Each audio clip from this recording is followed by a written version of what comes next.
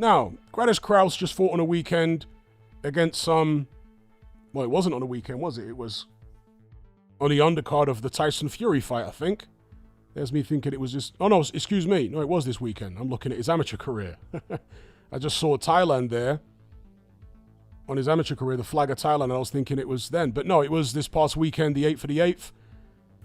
He fought Sean Hemphill, a black American guy. This is him here. He managed to stop him in the first round. This is a guy who had a split decision with Ty Mitchell. What else did he do? Lost to William Skull over 8 rounds.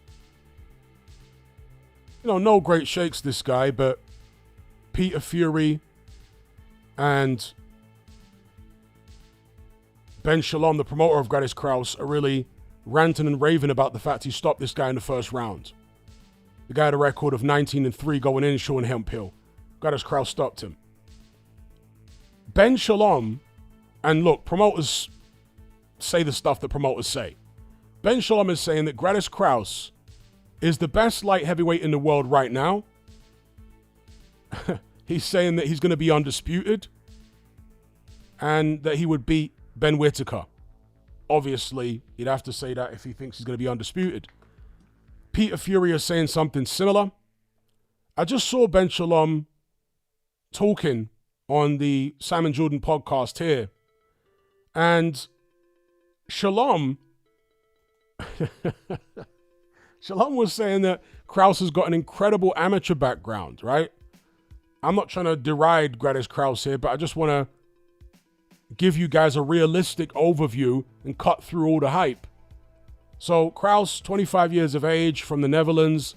He's a traveler. I'm assuming he's of Romani heritage. This is his amateur career, at least some of it. I always have to state when I'm looking at amateur records on BoxRec that BoxRec generally doesn't have complete amateur records. For some fighters it does, but for many fighters it doesn't. It's primarily focused on professional records. But anyway, here we have Kraus's amateur record, okay? At least partial amateur record. And you can see 23 wins, 18 losses. So this is not some kind of Lomachenko level amateur talent, or even a Tama level amateur talent, or even a Ben Whittaker level amateur talent. I mean, look at how many losses there are dotted throughout his amateur career. So he had an extensive amateur career, and he fought in many different tournaments and what have you, but it's not like he was winning them. You know, what I can say about Gradis Kraus, having watched him a few times, yeah, he's got some talent there. He's got some power there. But I haven't seen anything so far with Gradis Kraus that comes remotely close to living up to the hype that is being generated by Ben Shalom and Peter Fury. He is kind of an unorthodox fighter. He switch hits. He seems to have decent power, but nothing crazy from what I've seen.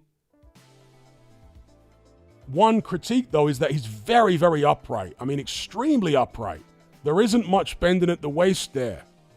And so if he's targeting a fight with Ben Whittaker, who can be a bit upright himself, with the speed that Whittaker has, with the power that he's punching with now, Kraus don't want to get caught with his head up straight like that against somebody as quick as Whittaker, and it can happen. What I will say, though, is very upright fighters tend to defend better against straight punches than they do against hooks. Guys that are really upright tend to be more vulnerable to the hooks round the side than the straight shots, for whatever reason. And Ben Whittaker throws good straight shots. He also throws good hooks. So, look, I certainly don't blame Kraus or his team for calling out the likes of Ben Whittaker and talking their man up, but I think when it comes to Ben Shalom, it's way over the top when he's saying he's the best light heavyweight in the world right now and that he will become undisputed. I don't see anyone becoming undisputed outside of Dimitri Bivol and David Benavidez while those two guys are still in the division. Benavidez, we don't know what he's doing. If he's going to drop back down to 168 or stay at cruiserweight, we'll see. But yeah, that's the way I see it with regards to Gradis Kraus. Okay, there is some talent there, but all this talk of undisputed and him being the best in the world right now, I think that's a bit ambitious. What do you guys think? Shout out to the live chat.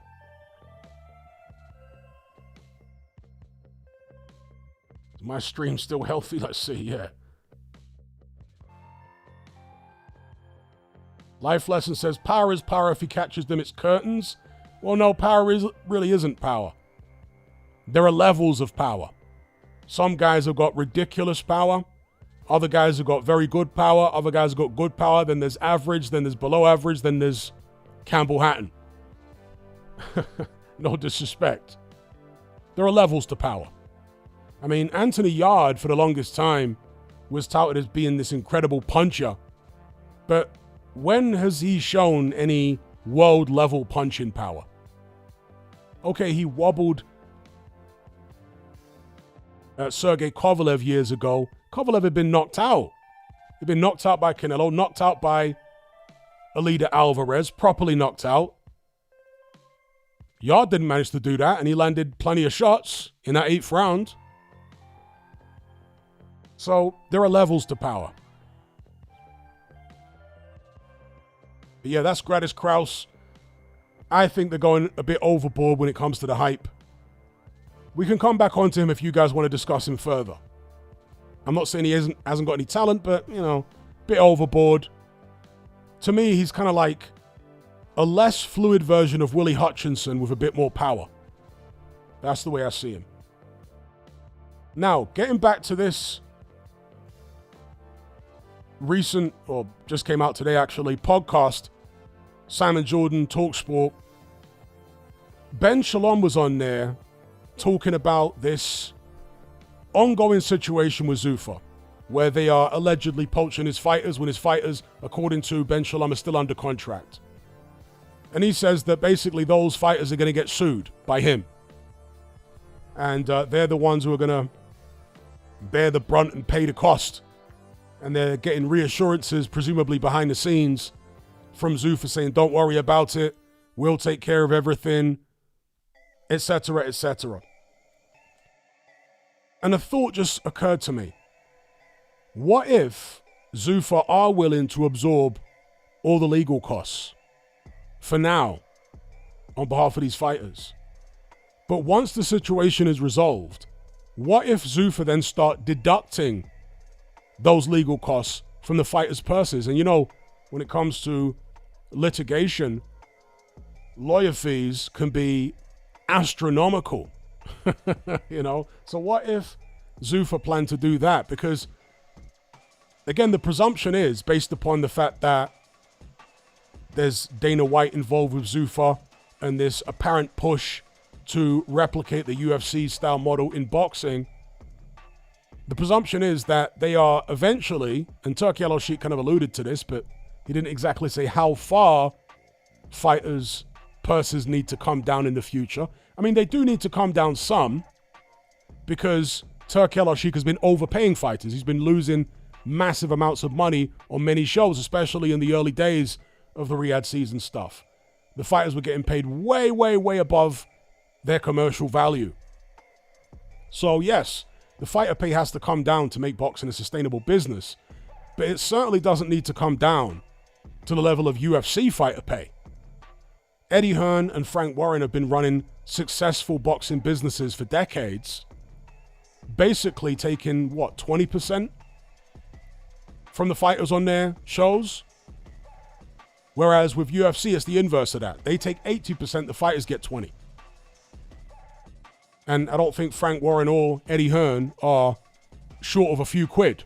You won't be seeing them on a dole queue near you anytime soon. And that's why I'm really baffled as to why certain fans will try to defend the UFC model. How can you justify a promoter taking 80% That's crazy to me. Promoters can still make a good profit taking 20%.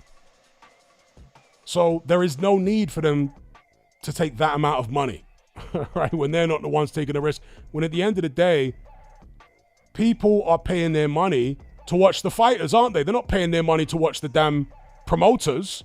They're paying their money to watch the fighters. So, yeah, I'm just thinking maybe, is there a setup going on here whereby these guys, these fighters are being lured away from promoters like Ben Shalom and told, don't worry about litigation or anything like that, we'll handle it. But down the line, they're going to start having that money deducted from their purses. And all of a sudden, it's going to be like, wow, I didn't realize this was going to happen. Now I've got to fight for pennies. Maybe they'll then, in order to pay for these fees, have to sign new contracts where their percentage is much smaller. Is that the play here? Am I onto something, or is this way off the mark? What do you guys reckon?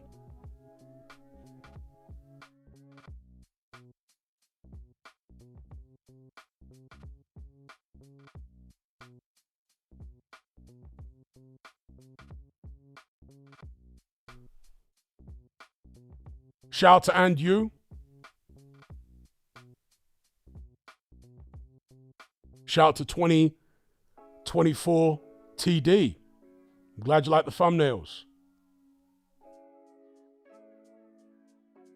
KD versus the world. Regarding Krause, he says, seems average, but people really want him to be something. Encircled says, Yard has like 7.5 out of 10 power. I reckon that might even be a little bit generous, to be honest. I might drop him down a point and say 6.5 in power at world level. Shout out to Bexy. Wave says, hype job written all over him, Hatman.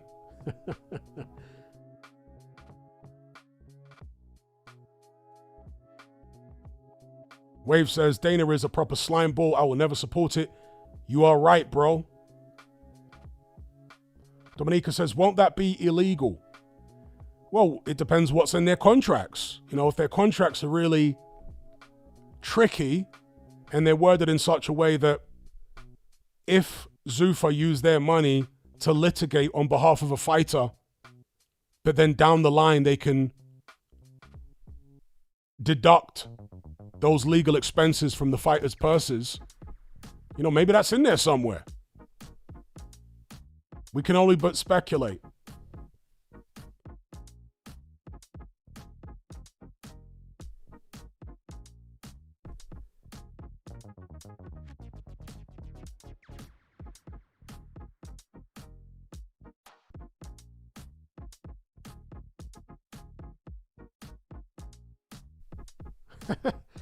Okay, Hamzad said, the stuff on the screen is what people see when they're having a stroke.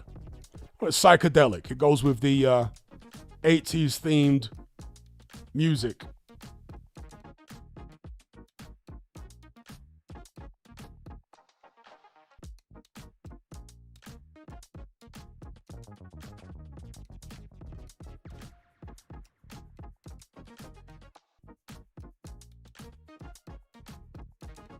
Andrew says, I mean, Turkey ain't going to be around forever, and Turkey is tightening the purse. If Zuffa can put up better deals, fights less pay-per-view, even if Zuffa payment drop drastically, Zuffa can still do. Okay, I'm not sure exactly what you're trying to convey there, but shout out to you.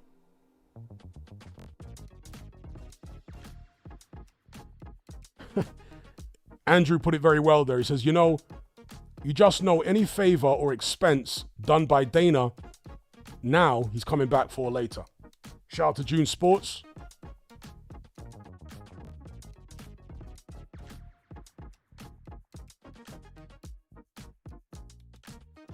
Shout out to Fernie G. He says, I'm digging the retro thumbnails and soundtrack, Hatman. Connor Trent says, reminds me of that F-Zero video game.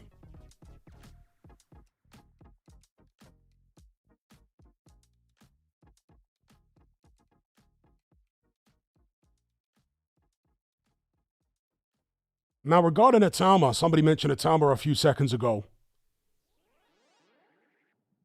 We have to let Atama's career play out to be able to answer the bigger questions about him in a more accurate fashion. At this stage, there's a lot of guesswork going on. Obviously, there's the eye test, there's the amateur background, there's the sparring stories which aren't coming from him or his camp, they're coming from the people that he sparred with. What I would say, though, is Terra Moana is interesting to me. He's a big guy, he's very powerful. Might be one of the harder hitters in the heavyweight division. Olympic pedigree. If he can take a shot, he's going to be a danger in the division. But as somebody said on yesterday's stream, it's a little concerning that they're moving Terra Moana as slowly as they are, considering the fact that he's 28 years of age. You know, this guy's no spring chicken.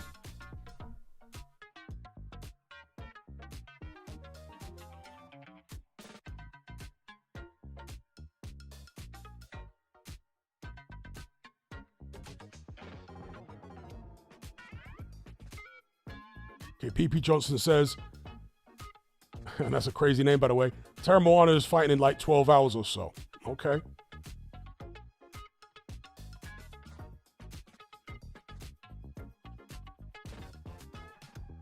And Circle says, Terra Moana looks very easy to counter.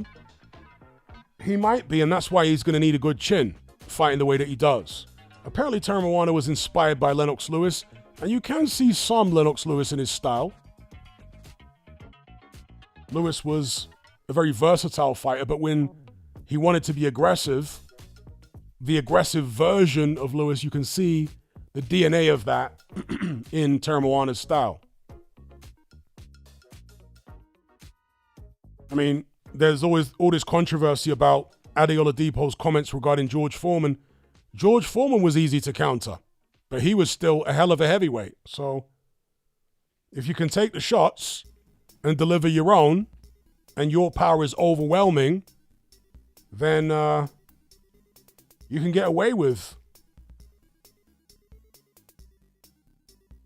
taking a few counters.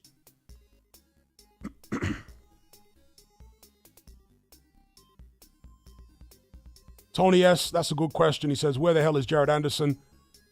I thought he would be out twice already under Frank Warren. Well, he got injured, apparently, because he was supposed to fight Sol Dakers. But he got injured. I went and looked at his social media, his Instagram page, and he's still posting on there, training in the gym and whatnot. So maybe there's a period where he needs to recover from whatever injury it supposedly was before he can line up another fight. Shout out to EJ for the super chat. He says, isn't it sad that nowadays we discuss promoters and their antics more than actual fighters? Perhaps the loss of characters in the sport? I think it's more just a product of social media.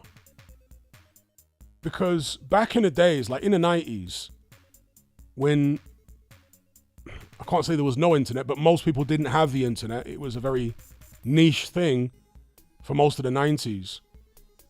So you got your boxing news and even gossip from boxing magazines, which in most cases came out monthly, other than the boxing news, or boxing programs on television, or even CFAX and teletext. So there was far less information about boxing flying around, far fewer interviews being conducted. So there wasn't the forum to discuss boxing related topics, you know? This stuff was done privately in pubs and bars and in living rooms between friends. And usually there'd only be one person in the group that knew anything about boxing. I was that guy, and my friends really didn't know anything because they weren't reading from teletext and CFAX and buying boxing encyclopedias and boxing as amateurs themselves, most of them anyway. Obviously, I did make some friends through boxing. So there just wasn't as much time, or there just wasn't public forums where people could discuss boxing like there is today. So I think social media has brought about the constant need for boxing fans to talk about boxing like every day. And you can't talk about fights every day because fights aren't happening every day and every weekend, or at least not fights that we care about. So the gaps are going to be filled up by talking about boxing politics. I think that's what it is. But big up EJ for the super chat. Are there a loss of characters in the sport? I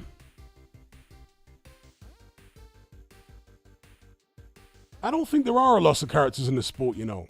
When I think back to, and shout out to Sean Gallagher for the super chat. I'll come on to your super chat in a second. And also, yeah, Sean Gallagher, big up. I don't think there's a loss of characters. I mean, Muhammad Ali was a big character in the 60s and 70s. Boxing went a long time before a very, very interesting character popped back up, at least one that was very good in the heavyweight division. Mike Tyson was the next really interesting character after Ali. So you had a period of, 5 or 6 years between the end of Ali's career and the start of Mike Tyson's career, which isn't that long, really, is it, when you think about it? Larry Holmes was critiqued for being a boring character, or at least a bitter character and just not a charismatic guy. He tried to actually copy some things from Ali, like doing the whole poetry and this, that, and the other. Obviously, he was Ali's understudy and sparring partner for years. So you're always going to get stars that shine brighter than others, depending on the era. In this particular era, we're coming to the end of the Usyk, Joshua, Fury, Wilder, Dylan White, etc. era, and moving into the Itama, Terra those kind of guys, moving into their era. Daniel Dubois, Fabio Wardley. I think there are characters in the new era, if we're talking about the heavyweight division. They're just different kind of characters. I guess I'm assuming when you're talking about characters, you're thinking about the likes of Derek Chisora, Dylan White, Fury, Deontay Wilder maybe. But one thing I've said consistently with regards to the new generation is they are very young still. You need to give them time to actually develop their characters, right? I mean, Atama's 21. He's going to develop a lot more as a human being and as a man between the age of 21 and 28, you know? I mean, if you go back and look at some of the interviews with Derek Chisora and Dylan White in the early days when they were upcoming heavyweights, they didn't come across as being particularly interesting interviews. That came later when they became more comfortable on camera and built up a rapport with the interviewers. I mean, I can tell you this, back in the 90s, not that many interviewers had a great rapport with the fighters because they weren't interviewing them that often. There obviously were some, but I'm talking about the majority of them. They didn't have a great rapport with most of the fighters to be able to bring their character out of them. I mean, Lennox Lewis was seen as quite a dull character. Holyfield was seen as quite dull. Michael Moore was seen as quite a dull character. You know, you had Mike Tyson, obviously. Riddick Bowe was kind of colorful. And there were colorful characters around. Obviously, Mike Tyson, like I say. But yeah, big up EJ for the super chat. Big up Sean Gallagher. He says, could a 45-year-old Foreman be any of today's heavyweight top 10? Well, in order to answer that, let me take a look at today's heavyweight top 10. And which top 10 are we going off? Are we going off Ring Magazine? Are we going off BoxRec? I don't use BoxRec top 10. It's computerized. It's not good. Let's have a look at the Ring Magazine top 10.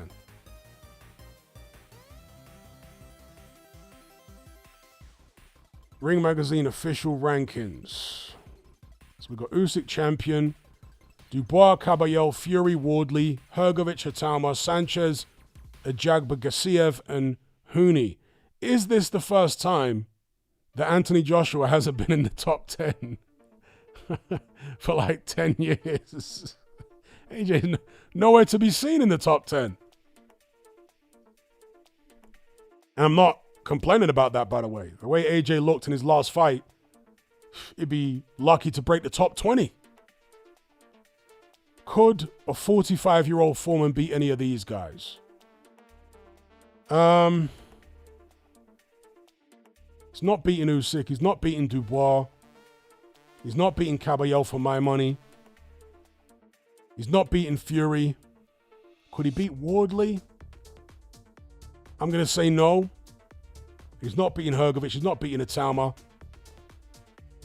I don't think he's beating Sanchez. And we're talking about the 45-year-old Foreman, the Foreman that fought Michael Moorer. I think the best chance that Foreman would have would be against the likes of Gassiev and Huni. Because Gassiev, he can box a little bit. He showed that against Uniel Dorticus. And Huni can definitely box, but Huni's got a vulnerable chin, like Michael Moorer. So I think he'd have the best chance against Gassiev and Huni, because Gassiev is kind of undersized and Huni's a bit vulnerable around the whiskers. But short answer would be, I probably wouldn't bet on Foreman against any of them. Big up for the super chat. Shout out to Supersized Fries. He says, what has happened to Martin Bakole? Career derailed. That's another thing that Ben Shalom actually addressed on the Sam and Jordan Talksport podcast earlier on today. And he basically, he didn't answer it straight when asked. So we have to kind of read between the lines, but it would seem as though he's in litigation with Ben Shalom. Yeah, he's in a legal battle with Ben Shalom. That's what it seems to be.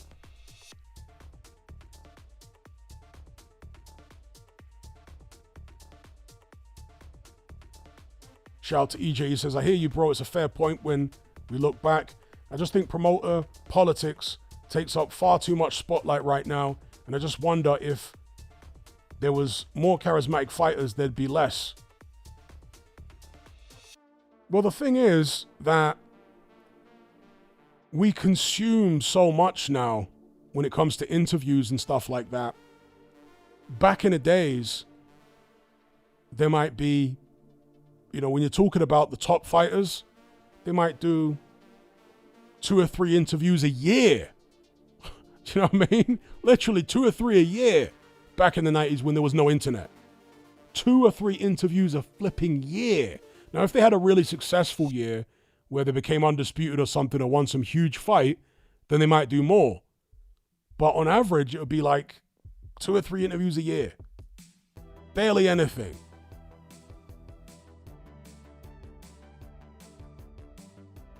And so when guys are doing 2 or 3 interviews a year,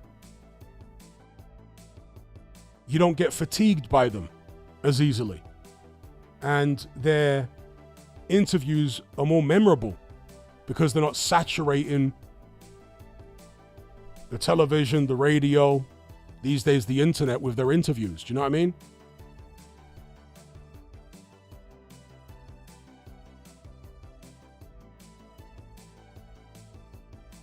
Striker says Foreman would have to catch Huni, otherwise he'd be getting comfortably outboxed. I agree.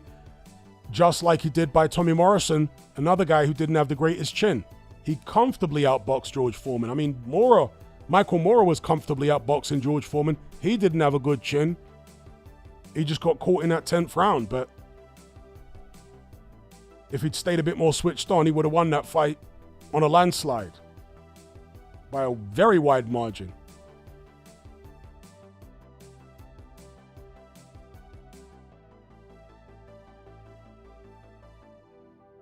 Aaron Murphy says, Tyson Fury arrested in Preston this evening. You heard it here first. Okay. Let me look it up. Do you live in Preston? Isn't he still in Thailand?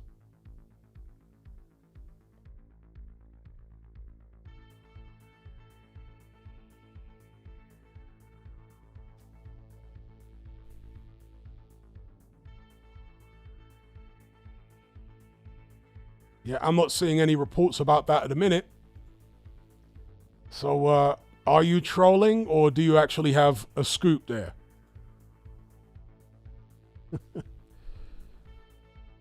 Because people do like to troll here from time to time.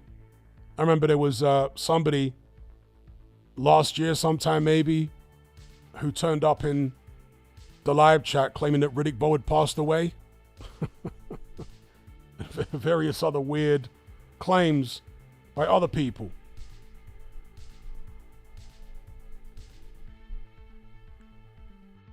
But then, one of the claims that somebody made in the live chat, which turned out to be true, was that George Foreman had passed away. That one was true. So I always look these things up when people... Wave says, don't believe rumors from the chat, Hatman. You don't need to tell me not to believe rumors, bro. That's why I look it up. I never take anything anyone says as gospel. I always look it up for myself. Where have you heard that from? Let me investigate.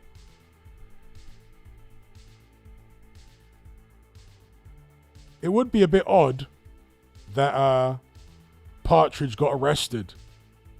Because, to my knowledge, he doesn't even have a criminal record. He's not a guy that's known for getting in trouble. Wave says, remember when someone said Johnny Bosch is bent? Yeah, there was a couple of different people that kept saying that. I don't know where that came from or why people kept spreading that rumor, but yeah. People kept saying that Johnny Bosch was an iron.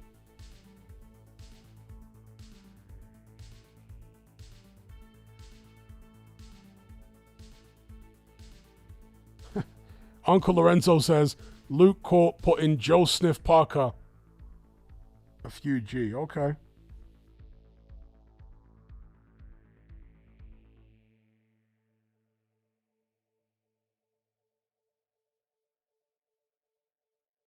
Andrew says, if you could train at any gym or under any trainer, which would you choose?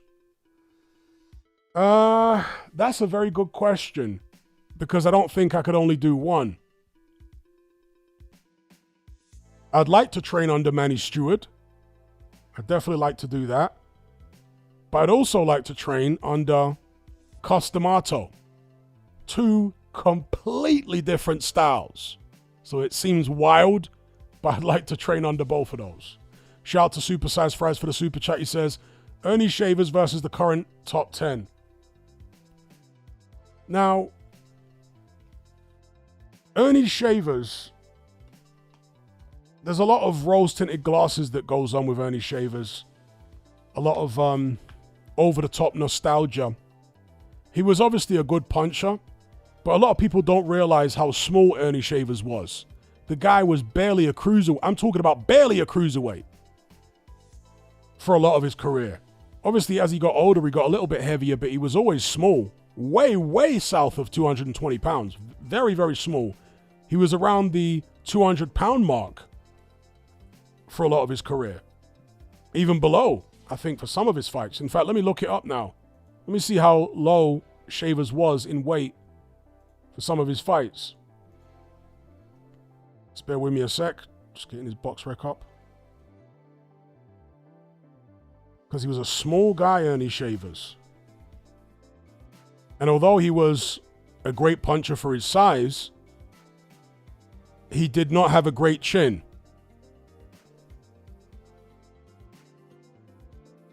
Okay, so the lightest Shavers weighed, as far as I can tell, just taking a cursory look at his record, was actually 200 pounds. I don't think he ever weighed below 200 pounds, but he weighed bang on 200 pounds for many, many fights. I guess the median weight for Shavers would be around 210. Now, most cruiserweights today, they're getting in the ring way over 210 pounds. Right? They're coming in at least 215. So Shavers was small. And he was somewhat chinny, truth be told. Yes, he could really punch, but he was quite chinny. He was knocked out a number of times. Could he beat Anybody in the top 10 right now? I probably wouldn't pick him, you know. Maybe I'll pick him over Gassiev, possibly. But I think Gassiev takes a better shot than Shavers. But Shavers, wouldn't have been overwhelmed by Gassiev's size. So maybe him over Gassiev, but that's a shootout. If Gassiev catches him with a left hook, Shavers is going to sleep. I mean, Shavers was stopped in the first round by Jerry Quarry, another small heavyweight. Stopped him in round 1.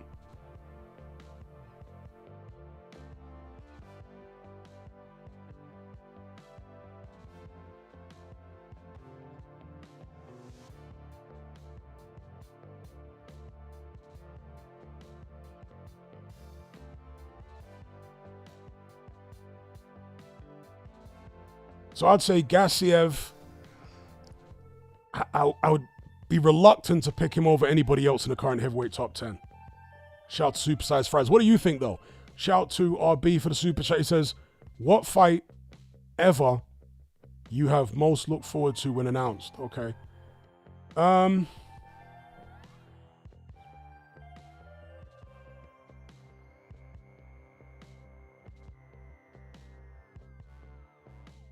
Several of the Lennox Lewis fights. So Lewis Holyfield, Lewis Tyson. I was very much looking forward to those fights. What else now? The Eubank Ben rematch, which turned out to be a damp squib. Wasn't a good fight, but I definitely anticipated that one. Lewis Bruno, I was looking forward to that a lot. A random one would be AJ versus White. I was really looking forward to that fight. I expected fireworks and we got it.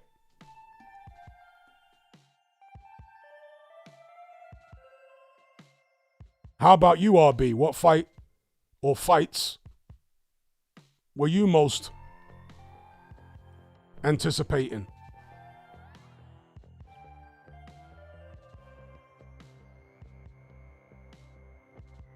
Shout out to Bexy for the super chat. Hatman, does Wilder's ex plan her life by using men? That's an interesting question. And obviously we can only speculate, right? We're not in her mind, in her head. But I suspect that there probably is quite a big element of that going on with her. It's not a coincidence that she's dated at least 2 well-known heavyweight boxers.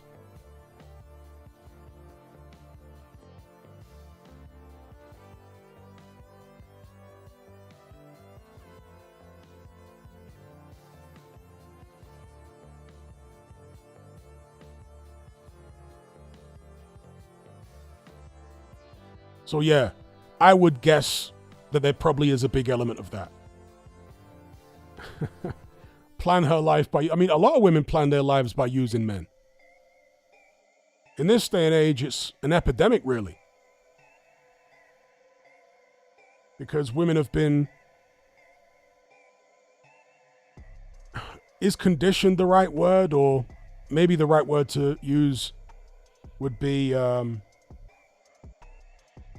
fact, I can't think of the right word, but any guilt for using men has been removed by the media and by left-wing politics in modern society, hasn't it?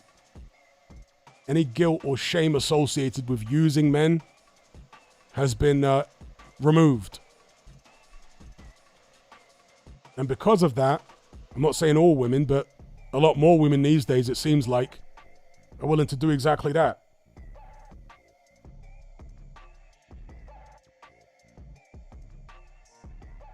I mean, there have been stories, many stories in the newspapers, even in Britain, of women who have admitted that they go on Tinder, for example, students, female students who will go on Tinder just to have free meals every day. They'll agree to go on a date with literally a different guy every day just to get free meals. That's wild.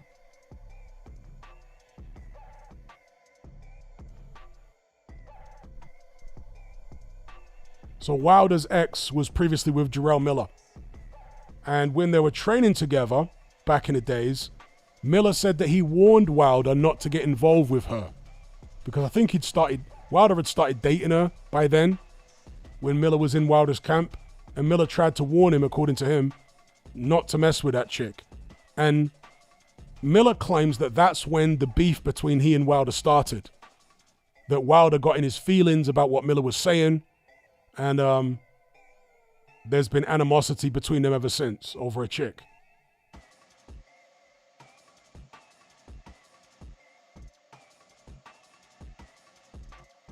Will I be doing a breakdown of the face-off between Hrgovic and Hatman?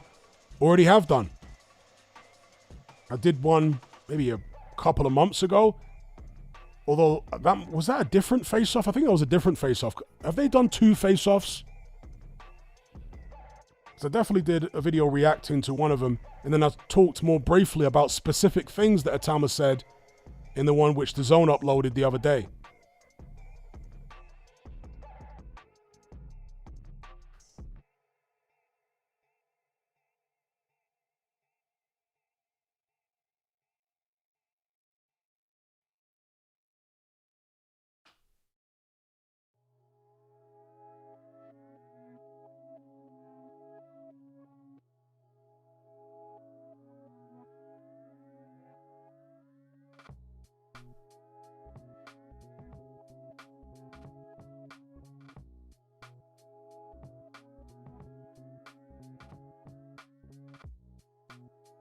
Okay, shout out to Login DOS.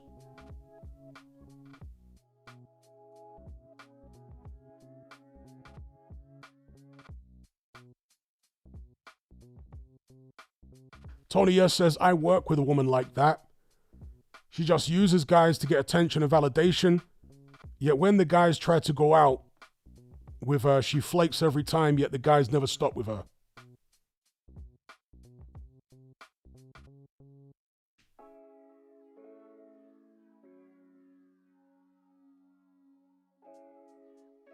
Big up.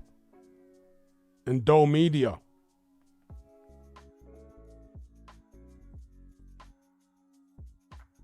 Am I pronouncing it right?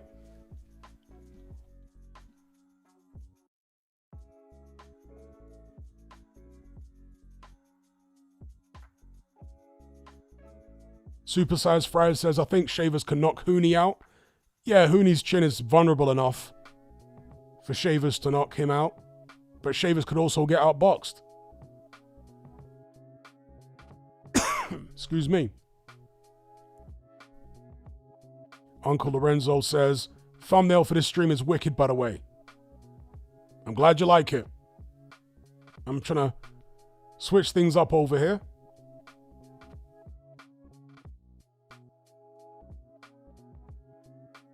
Yeah, when it comes to questions regarding how I think I could do in my prime against historical heavyweights, I don't like to answer those questions because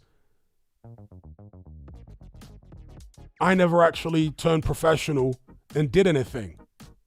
So it would be kind of absurd for me to come out and say, oh yeah, I would beat this one and that one. I would answer those kind of questions privately, but publicly I'm not going to answer them kind of questions there because it just seems absurd. Somebody that has never done it claiming that he can beat people that did actually do it. So I would just go with the stock answer of no, they'd all knock me out in a round. Okay, it's pronounced Endo Media. All good. I say that because I don't know where you're from, but in Africa, you'll often find the letter N before D and stuff like that, or even the letter N before the letter S. So where I live, for example, there's a staple food called Nshima, which is spelled N-S-H-I-M-A, Nshima. So it's pronounced like that. It's not pronounced Nshima, which is what most English speakers would try to pronounce it like, Nshima. It's pronounced Nshima. Nshima.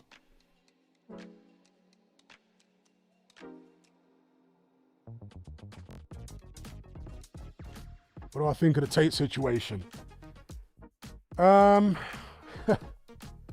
do I think of the Tate situation? To be honest, I don't really care.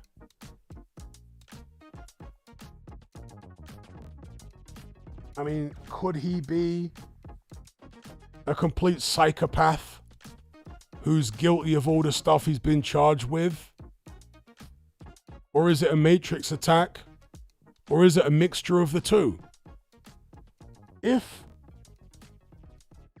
Put it this way. The idea that somebody like him, as wealthy as he apparently is, putting the message out that he does, the idea that somebody like him would be attacked by the establishment is obviously not far-fetched. You know what I mean? At all. Because there is, a war on masculinity without a shadow of a doubt, particularly in the West. But at the same time, I've got a lot of questions about that guy. There's a lot of suspect things about him. So maybe it's a mixture of the two.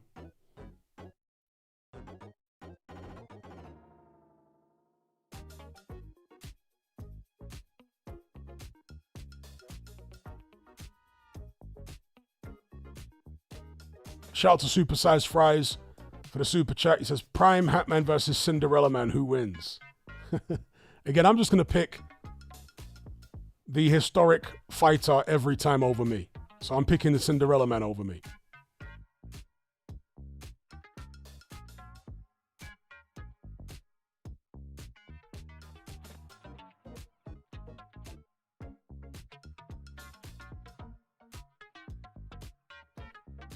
Endo Media says, Hatman, how do you think the fighters of the 90s would fare against the heavyweight division today? I think some of them would fare very well. Certainly Lennox Lewis, Evander Holyfield, Riddick Bowe to some extent. He was a useful heavyweight, but he was kept away from punchers for most of his career.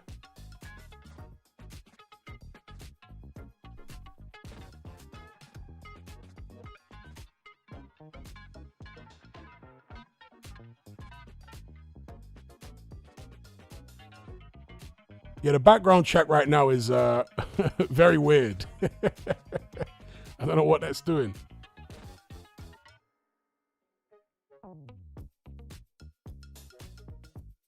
Shout out to Irish Qatari.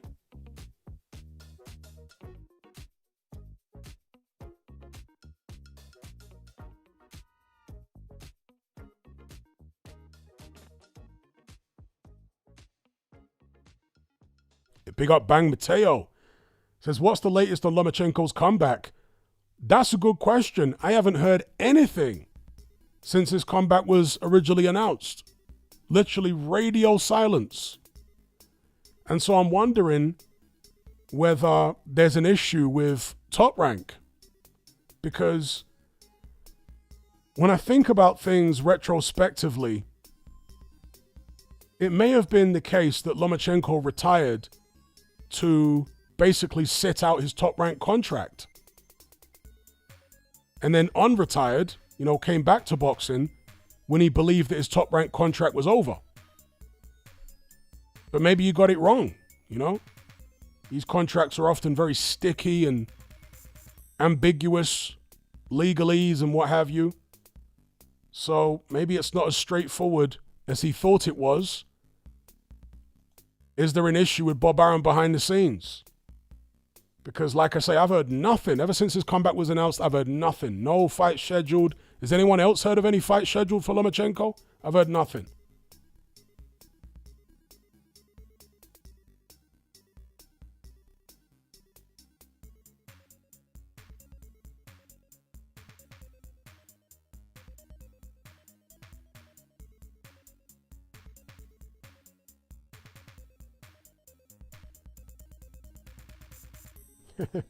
Indeed, in Circle, Bowe seemed like he didn't realize he was allowed to block or avoid punches.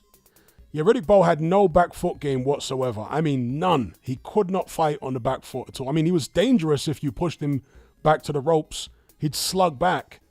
But he had no lateral movement, Riddick Bowe. He couldn't stick a move on the back foot. Lennox Lewis, he couldn't do it at all. And Circle says nothing. Login DOS says nothing. Yep. Haven't heard anything from Lomachenko at all. There was the initial announcement. And yeah, he said when he initially came out of retirement, he didn't want any tune-up fights. He wanted to go straight into big fights. But since then, not a whisper. Shout out to Bang Mateo.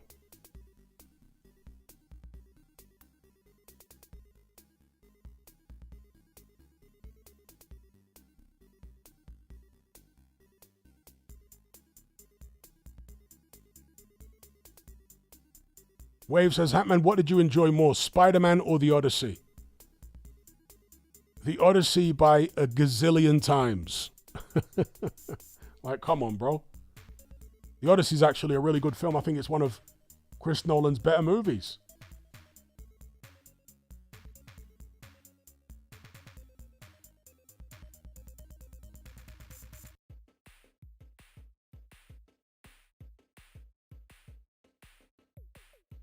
Endo Media says, what about Razor Ruddock, Botha, and Galata today? They'd be in the mix. Just like in the 90s, probably not championship material, as in champion material, but they'll be in the mix, there or thereabouts.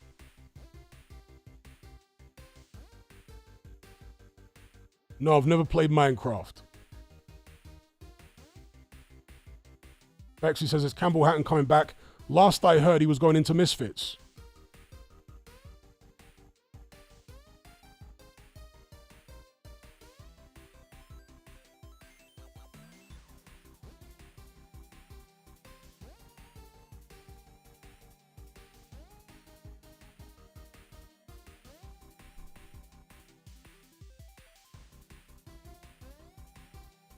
This background music at the moment sounds like something out of Sonic the Hedgehog.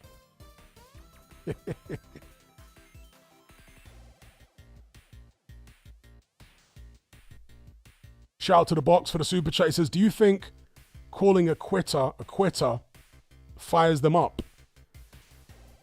I think it probably does for most guys, but some guys don't seem to care at all. I reckon it depends how many times they've quit.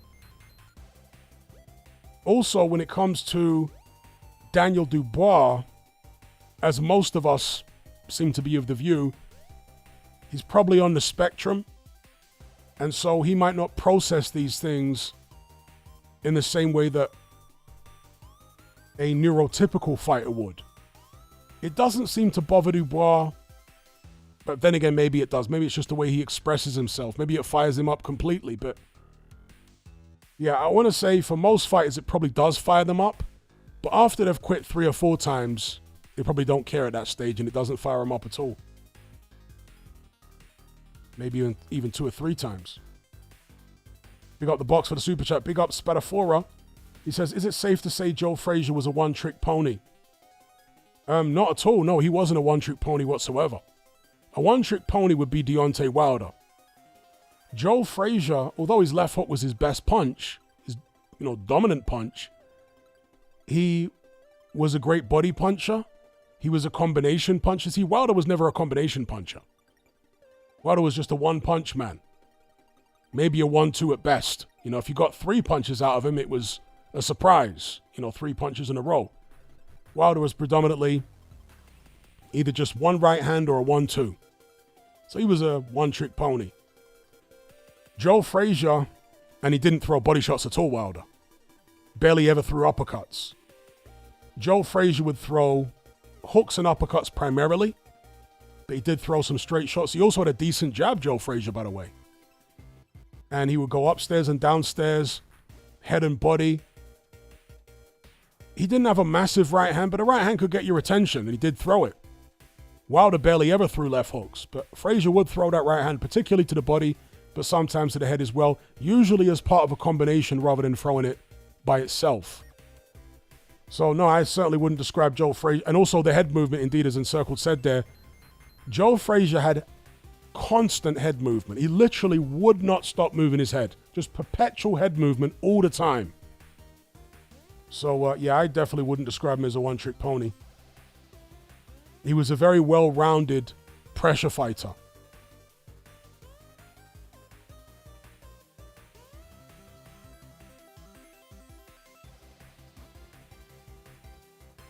Michael Dexter says, I enjoyed Spider-Man more. Troy is much better film than Odyssey. It was better written. I totally disagree. Spider-Man's trash. Troy was okay, but for me, Odyssey was better. It just felt more epic. The set pieces were more impressive. And I liked the pagan aspects to it, you know, the occult stuff and with the magic and all that business. I thought that was very interesting. And it just felt like a more epic world. You know, I didn't think Troy was that great back in the day with Brad Pitt. It was, you know, all right. Watched it, but it wasn't a movie that ever stuck with me. Whereas this movie, like, really impressed me. It was a great movie. Shout out to Grizz for the super chat. He says, Big Up Hatman, what do you think the legacy of Errol Spence will be? So that's an interesting question. Vamsy says, Spider-Man trash. Yes, Spider-Man's trash. It's garbage. I mean, I'm not a fan of comic book movies in general, but Spider-Man particularly is just trash. It's popcorn, teeny bopper trash. The only good Marvel movie for me was Infinity War. Other than that, they're all rubbish. And the best comic book movies ever were the Nolan Batman trilogy. The comic book movies are trash, bro. I can't watch that stuff. Women watch that stuff, bro. That's what, like, women that are 25, 26, they love Marvel movies, you know? For me, I think it's garbage. And they just recycle the same movies over and over and over again. It's trash. But Errol Spence's legacy. You know, there was somebody that came at me sideways over the fact that I was making loads of videos about AJ and Fury following their fights the other weekend. And this guy was saying, oh my God, you're too busy crying over AJ when Errol Spence just fought against Tim Tszyu, as if I'm supposed to prioritize videos about Errol Spence when videos about AJ and Fury are doing way more views. Yeah, that makes perfect sense, doesn't it? Man's an idiot. But anyway,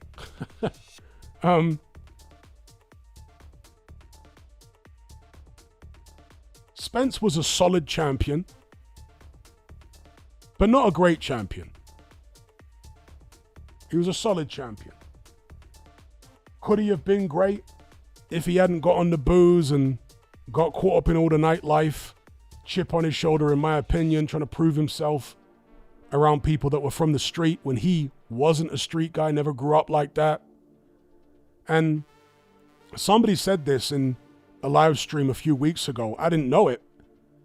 They enlightened me about it. But apparently allegedly the night that Errol Spence crashed his car, he was being chased by a local rapper / gangster who wanted to do Errol some serious harm, and that's why he was speeding the way that he was. They apparently lived in the same gated community or housing complex, however you want to describe it. And so they would bump into each other. And this guy supposedly would terrorize Errol Spence because he was a street guy. He weren't trying to, shoot the fade. But yeah, Spence a solid champion, but not a great one. And I think he'll be remembered that way by most people. I think the PBC cult members kind of overrate him. He was a good fighter, but, they go overboard, I think, a little bit.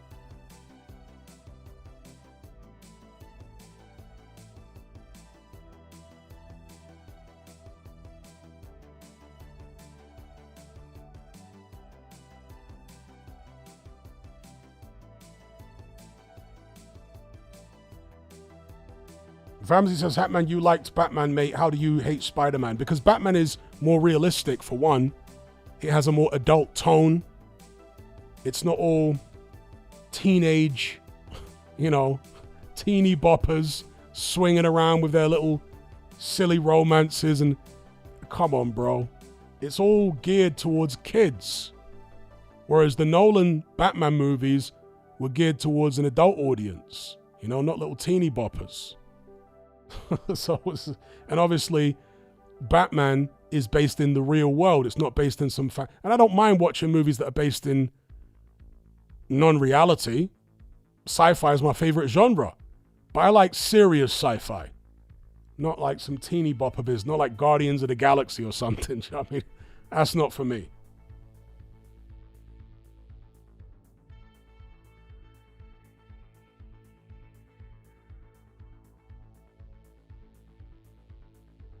Hyro Protagonist says Marvel movies are so cheeks. I agree.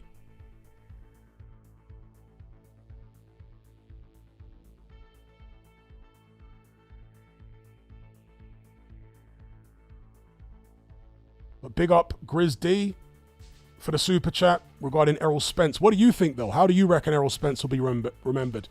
To clarify my position, I think he'll be remembered as a solid champion, but not a great one. He might be remembered by some people as a wasted talent.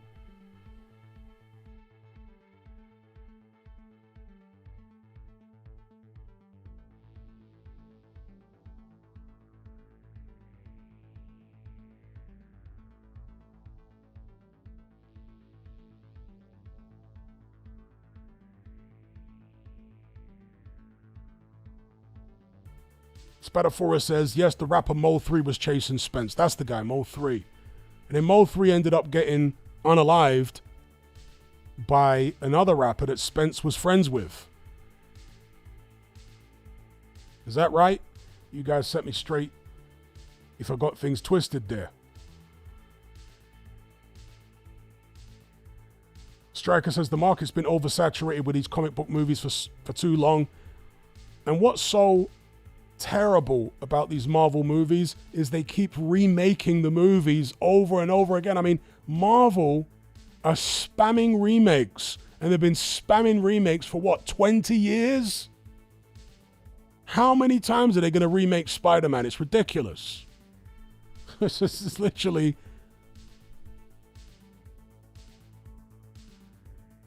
the first one that I remember them remaking over and over again was The Incredible Hulk. They must have remade that about 3 times in the space of 10 years. It's like, what are they doing? But with Spider-Man, they've taken it to another level. It's just remaking Spider-Man every couple years with a different actor. Like, it's so trash. Shout out to Spadaphore. He says, how will boxing look like in 5 years with Zuffa, DAZN, etc.? Well, I'm no Nostradamus. I predict Zuffa will have some type of, a bigger stake in the game, but I don't think they'll have the monopoly that they're looking for, that they're apparently looking for now. I don't think they'll have the monopoly in 5 years' time. The monopoly of all the best fight. I don't think so. I think that their business model, the UFC business model, is inherently flawed.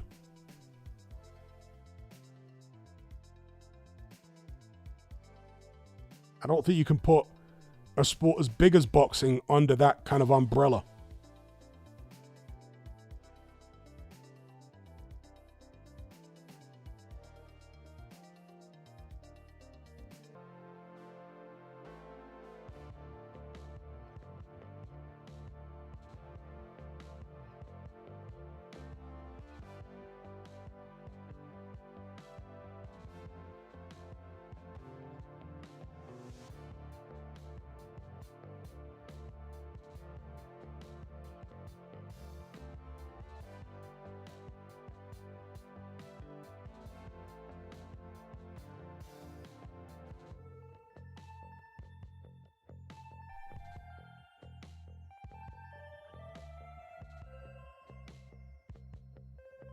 Wow, Spadaphora says, Lennox once called in the call center I worked in as a teenager, and I recognized his voice.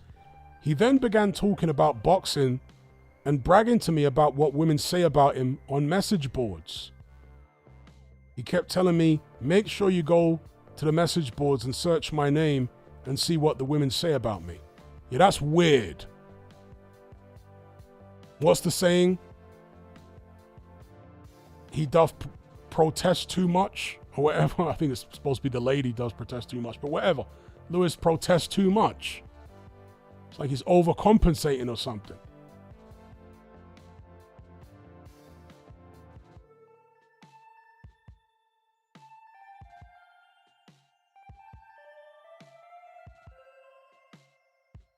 You know what I think? Shout out to Glum Coyote. He says, I believe Marvel has contributed massively to the industrializing, of movies, the spawning of cheesy formatted scenarios. Well, I think that Marvel movies have been part of a much broader social engineering agenda to infantilize adults.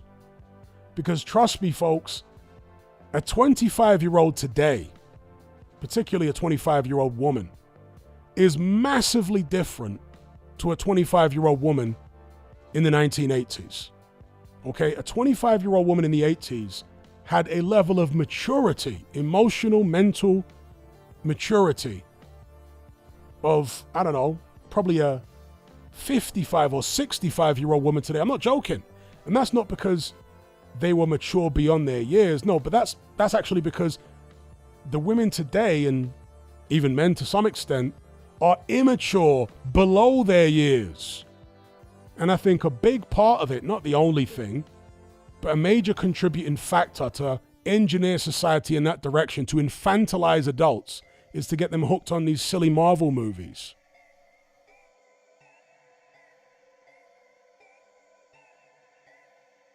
Because in the Marvel movies, all the characters are adults that behave like children.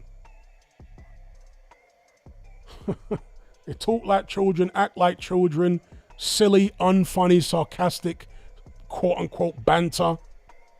You know? Infantilizing adults.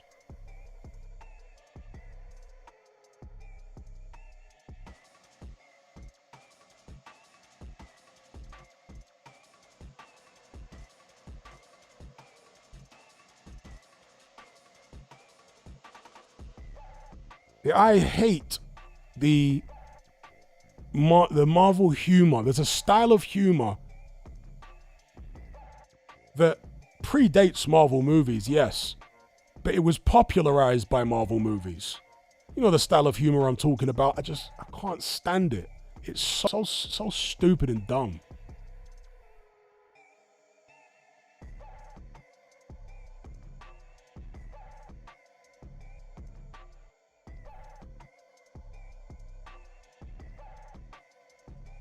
Yeah, somebody mentioned people living with their parents in their 30s don't help. It don't help, but I can't really blame them for that, because house prices and rent prices have risen at a far more extreme rate than wages.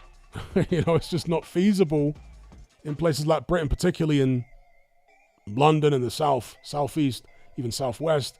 It's just not feasible for most people in their 20s to be homeowners. Whereas back in the 80s, 70s, 60s, it was commonplace.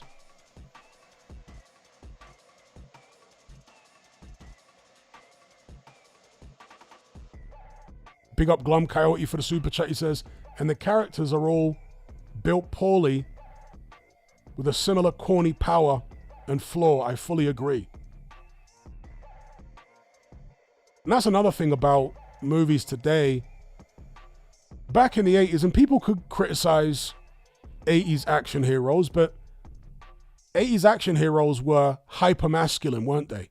If you think about them.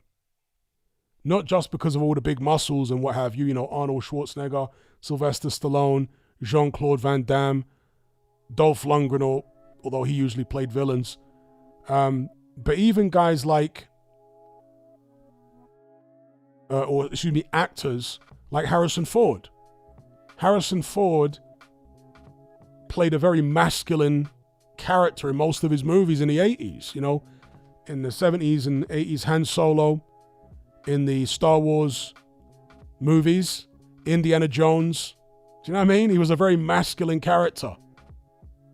today, the action heroes, I guess you still got Jason Statham and whatnot.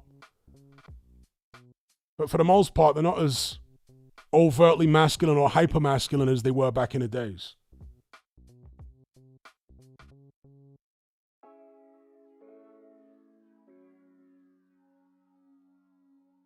Big up Bang Mateo for the super chat. He says, I think Abel will have Hrgović come out very fast early and get caught early. I would like him to use round 1 and 2 to survey the lay of the land. You know, that's an interesting comment there. Big up Bang Mateo for the super chat. Hrgović is a naturally aggressive fighter. He normally comes out fast. And as you say, Abel Sanchez likes his fighters to be aggressive too.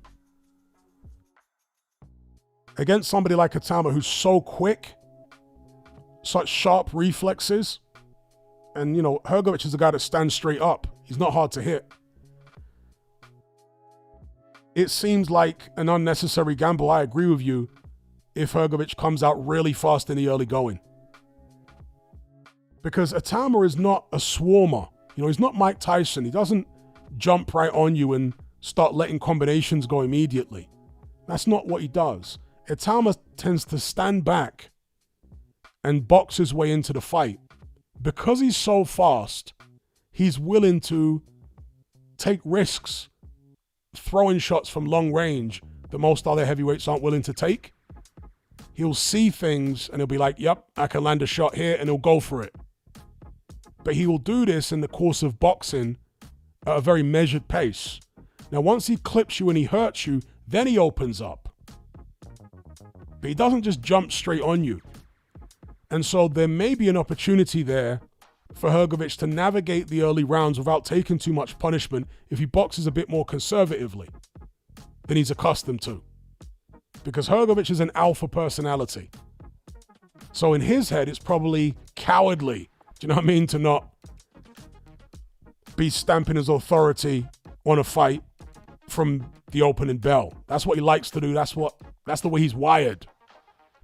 But he might be wise not to do that against Hatman, because the more aggressive he is, the more opportunities he's going to give Hatman to land his own shots. And Hatman, because he's a fast twitch guy, is most dangerous in the early rounds. As the fight progresses and some of that fast twitch explosiveness starts to leave him, that's when Hrgović might be able to come into it and start having some real success. But he's got to draw that initial sting out of him first, I think, anyway. Big up Bang Mateo. We'll see how Abel Sanchez approaches it. Because you do get some of these trainers that just are bloody-minded. Sanchez might be one of them. Certainly Bozy Ennis appears to be one of them. He appears to have no regard for his son's defense. He's just like, no, go straight forward. Even if you get clipped, keep throwing them shots and break him down. It's like, why? Jaron can actually box a relatively responsible fight defensively. We saw that against Stanionis. But his dad doesn't like him to do that for some strange reason. So, you know, very macho corner. And that can work against fighters in some cases. Big up Bang Mateo. Shout out to Christine. Shout out to Bang Mateo. He said the movie Watchmen had an adult tone and a deeper plot. Yeah, I watched Watchmen. I found it very boring, though. I'll be honest. It did have a darker tone and, you know, a more adult kind of vibe to it, but it was a very long movie. It was like 3 hours long, and it did bore me. Shout out to the Green Entity. He says, if DC movies were as dark as the comic books, then I think they would be better than the MCU. But DC overall is more serious and darker than Marvel. I agree, but I still don't like most DC movies. I don't like Superman and all the other DC. I don't like them. The only DC movies I liked were the Batman movies, and that's it.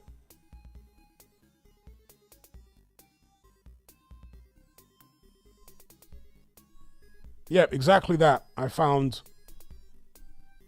Watchmen to be long-winded and slow. I mean, the only thing I really remember, it's been years since I watched it. I only watched it once. Never wanted to watch it again. I watched it at the cinema. The only part I remember was with Rorschach. You know, the guy that wears that mask? Was he in prison or something? And that's the only part I remember. I don't remember much else about it.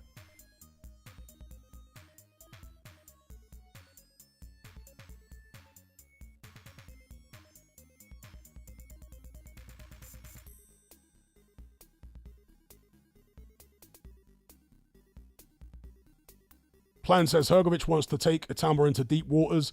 He argues that when both men are tired, he's the better tired fighter. I guess we'll find out if he can take Moses into deep waters. I would expect him to be the better tired fighter. But can he get Moses tired? That's the thing. Moses is 21 years of age. He's still got that energy of youth. Can he get him tired? If he can, then yeah, he probably is the better tired fighter because he's experienced fighting tired. And he's not a fast twitch guy. I find that fast twitch guys don't tend to fight tired as well as slow twitch guys who are more steady with their output. Don't tend to fight tired as well.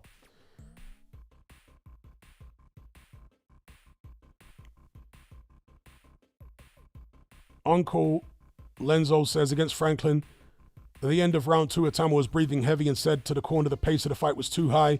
Made me kind of worry about his cardio. Well, I addressed this after the fight. The pace of the fight was too high. In fact, I said it during the live commentary. I was saying during the live commentary, Hatman was throwing too many damn punches. You see, there's a big difference between throwing Joe Joyce type punches, which are mostly arm punches, and then throwing the kind of punches that Hatman throws, which are explosive, loaded up power shots. You can try this for yourselves in the gym. When you load up and throw shots as hard and fast as possible, it takes way more out of you than throwing more slow, steady shots like a Joe Joyce or even a Hrgović. Hrgović is a lot faster than Joyce, but he's not really an explosive guy. He doesn't move around like in these explosive bursts, does he? He's got kind of like a steady pace at which he throws punches at. Kind of like a lot of Mexican fighters. And you can throw punches like that all day. But if you're loading up and throwing really fast explosive shots, it just takes so much more energy out of you. And Hatman was throwing a ridiculous number of those kind of punches in the first few rounds. That's going to tire you out. So I actually don't, based on that, I didn't have any questions about Hatman's stamina. I had questions about his judgment. Like, why would you go in there and load up on all those shots and sell out with your gas tank to that extent? It seems a little reckless, you know? Seems a little reckless. And Circle says, do you remember the TV show Brass Eye? Yeah, I do. It was hilarious.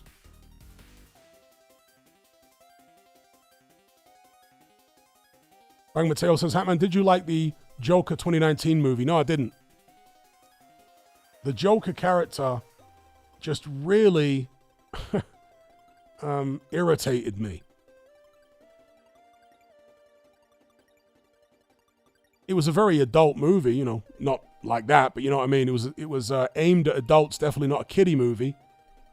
But yeah, the Joker character and his laugh and everything, he was like a mentally ill guy. It didn't resonate with me, and the character just irritated me. And he obviously irritated the other people that inhabited that world, right? He was a social outcast for a good reason, because he was weird and annoying. So I didn't like it at all. I was just as annoyed by that character as his co-workers were.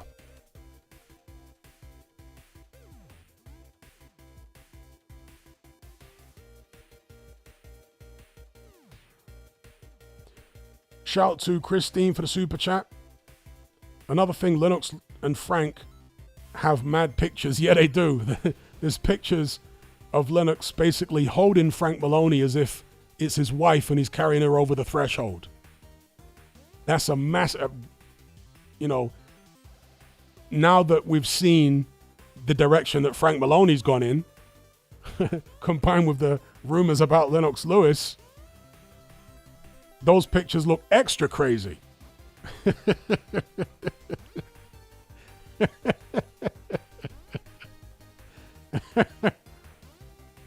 Big up Glum Coyote for the super chat. He says, one thing, GOT is part of this project of population control. Most people today haven't gone over the Freudian childish superego, where the world belongs and was made exclusively for you. I guess you're talking about Game of Thrones, GOT. Game of Thrones is based on European, but more specifically British history and prehistory, and also British mythology. And if you know anything about British history and prehistory and mythology, you'll appreciate some of the stuff in Game of Thrones more. I mean, just one example, you've got the Ice Wall in Game of Thrones, which obviously is inspired by, at least partly inspired by, Hadrian's Wall. You've got the human beings that come to Westeros, which is clearly Britain. But when they come to Westeros, they find a race of people living there already called the Children of the Forest. They also find giants. Well, when the Romans, and yes, folks, I've done the reading. When the Romans first sent their expeditionary forces to the British Isles around 150 BC, they said they found two races of people living in the British Isles at the time. One was a tall, red-headed, and sometimes blonde-haired race that was seafaring. And then there was another race which was short and dark with curly hair. This is how they described them. And they inhabited the interior of mainland Britain. They lived deep in the forest and they were diminutive, almost like pygmies, is how they were described. And so that is clearly what inspired the Children of the Forest in Game of Thrones. Because you got the giants, and then you got the Children of the Forest. So I found that all quite interesting. Shout out to Bang Mateo for the super chat. He says, how good is Leo Atang and Ali Feliz? I haven't seen Ali Feliz either, but I can talk about Leo Atang.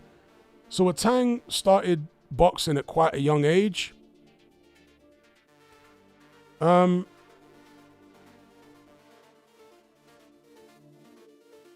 Despite starting boxing at quite a young age, he's still very novice-y. The guy's 19 now, I think, 18 or 19. He still fights in a very novice-y way, rushes his punches. They say that fighters, the style that fighters have is a reflection of their personality. And Leo Atang comes across to me as a very happy-go-lucky person. A people pleaser. That's the way he comes across to me. And a people pleaser cares about what people think about him, right? And so that's the way he fights. He fights in a way that he's trying to impress people. He wants people to, he wants the pats on the back and all that kind of business. And I think that is actually hindering him at this point in his career. He's too concerned about looking impressive and, pleasing the crowd. Italma, I think, is one of the keys to his coolness in the ring is the fact that he actually doesn't care what people think. Whenever people ask him, what do you think about this criticism or what do you think about this praise, he always shuts it all down. He says, I don't listen to all that noise. Whether people are praising me, or whether people are slagging me off, I try not to listen to it. I try not to even go on social media because I don't want it to affect me. And whenever he's asked about the opinions, he will often say, I don't care. Now, when you don't care, you're just more focused on what you should be doing in the ring. You're not focused on trying to please anybody, And that's Hatman's character. Whereas, like I say, for me, Liu Tang comes across like a guy that's more happy-go-lucky, more sociable, more approachable. You know, he's always smiling and this, that, and the other, whereas Hatman's a more stoic, standoffish kind of character. So, long story short, I think Liu Tang needs a lot of maturing. He needs to do a lot of maturing before he's anywhere near ready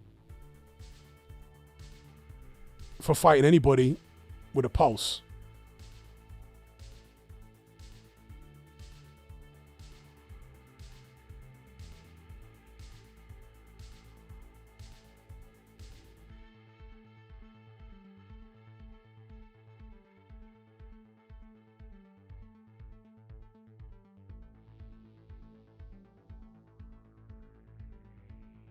Well, you know, talking about Britain, because the prehistory to do with Britain is very mysterious and very interesting. The Trojans, since we're talking about the Odyssey and all that, one of the myths about Britain, if you want to call it a myth, is that Britain, at least on some level as a nation, was established by the Trojans. And that when they arrived, this is all part of British mythology. It was in a book called, it was in a book by a guy called Geoffrey of Monmouth. I can't remember the name of the book now. Something to do with British history. But if you just look up Geoffrey of Monmouth. And in that book, it alludes to this time when the Trojans arrived in Britain. They landed at Totnes. And they found that Britain was overrun by a race of red-headed giants, extremely tall individuals, 2 rows of teeth, cannibalistic giants. And that these people basically, the Trojans basically genocided the giants. I don't know what time frame we're talking about, but this is many, many, many centuries BC. They genocided the giants, or killed the majority of them as far as they were aware. The last of them was kept alive, and that was a giant called Gog Magog. It was kept alive so a guy called Corineus could, who was a very strong Trojan warrior, could wrestle this giant. And supposedly they had this big wrestling match, and at the end of it, Gog Magog was thrown off a cliff.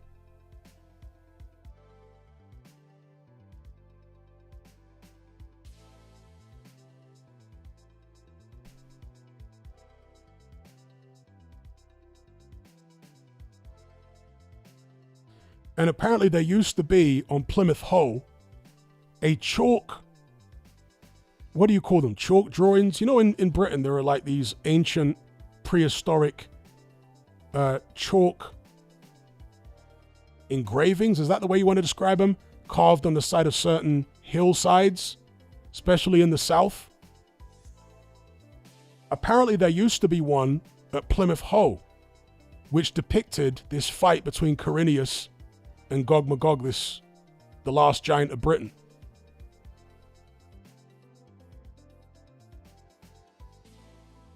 But bear in mind, centuries after that is when the Romans first sent their expeditionary forces to Britain, and they found that there were still red-headed giants on Britain.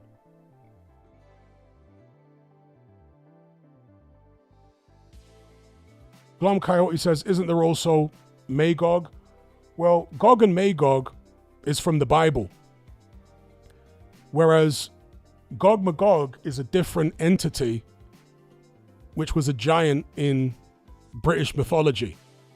Now, some people say that the original name for this giant was Go-Magot, not Gog Magog.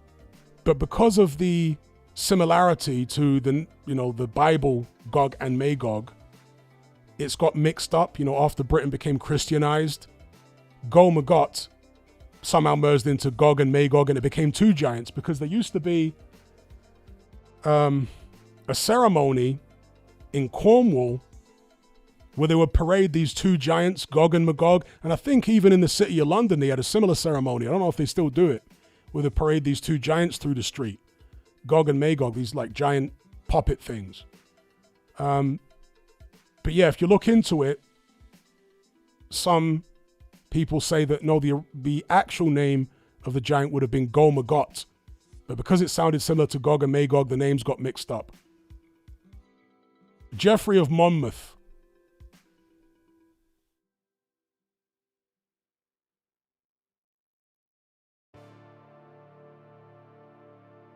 Let me have a look at the name of the book again.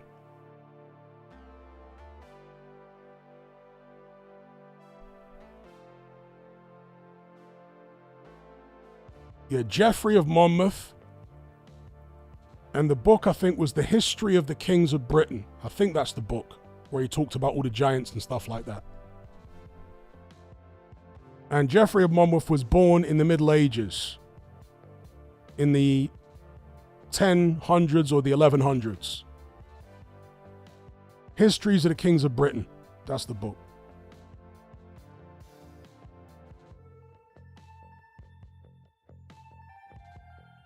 Very interesting stuff. Big up Green Entity for the super chat. It says, have you ever watched The Walking Dead? Most nerve-wracking show I've ever seen. They'd make you care so much about a character and then kill them off in the most graphic way. No, I've never seen that. I've known people that were very much into The Walking Dead, but I've never watched it myself. Big up, sorry I missed the super chat from Bang Mateo. He says, Gomorrah with subtitles was one of the best shows I've seen. Haven't seen Gomorrah either. There was a movie, Gomorrah, right? Based on Italian crime groups and stuff like that. Is it a spin-off or an extension of that movie? The Gomorrah TV series? Or is it something completely different? It's got nothing to do with Italy. You tell me.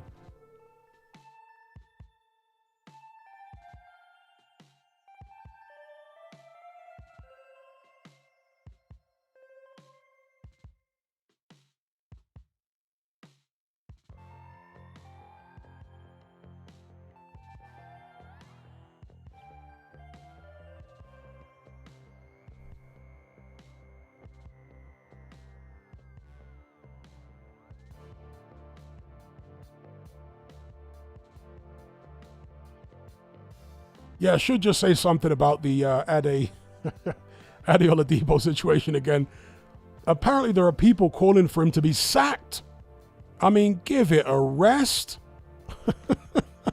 Calling for him to be sacked? Come on. Are people that bored to be outraged to that level over one comment? They're calling for him to be sacked. Like, come on, man. Unbelievable. It's not that deep.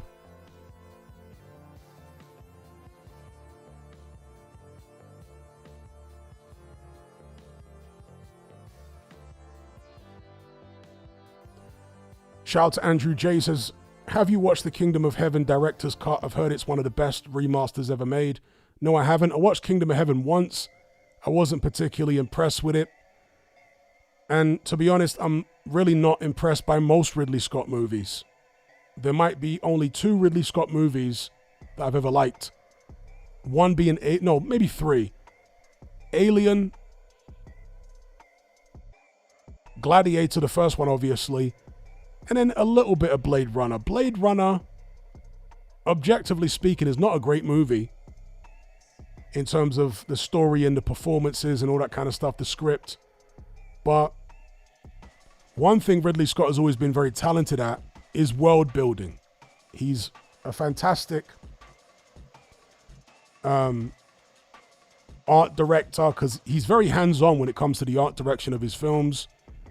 And he also actually operates cameras himself, which a lot of directors don't do, because before Ridley Scott was directing movies, he was making TV commercials, and he shot thousands of TV commercials before he ever directed a movie.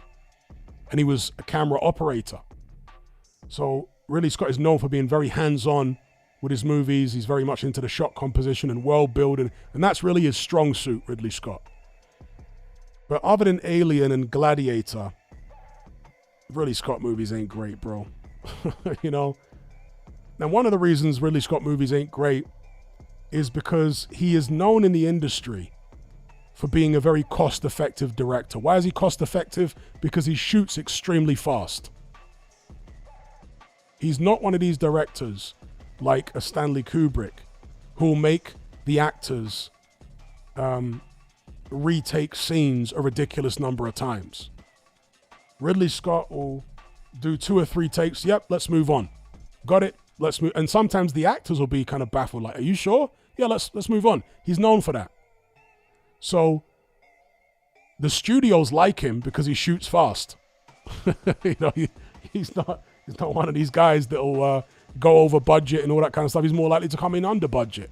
Now, this is Ridley Scott later on in his, or, you know, in the early stages of his career, like when he was making Alien and stuff like that, maybe he was going over budget, but as he progressed as a director, he developed into a guy that was very cost effective.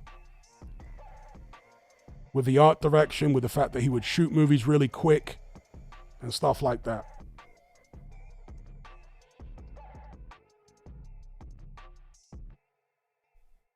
And because of that, he just doesn't get the performances in most of his movies for me. I always find that the scripts are kind of underdeveloped and undercooked and performances aren't great. Obviously, there are the exceptions like Gladiator, the first one. Alien, which is a masterpiece, as Encircled said there, but most of the time, I'm not particularly impressed by Ridley Scott movies as far as the story and the acting and all that kind of thing. Even the score.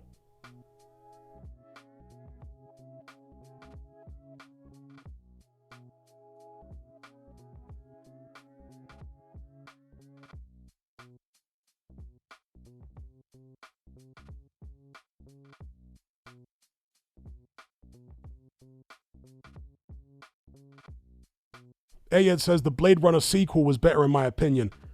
I completely agree. The Blade Runner sequel was better than the original. Another example of a sequel being better than the original was, well, actually it's not a sequel, the remake. Dune was way better than the original. The original Dune was terrible. I've got no idea how that became a cult classic because it's flipping shocking. Has anyone seen the movie Dune from the, was it early 80s or late 70s? God, that movie is so trash.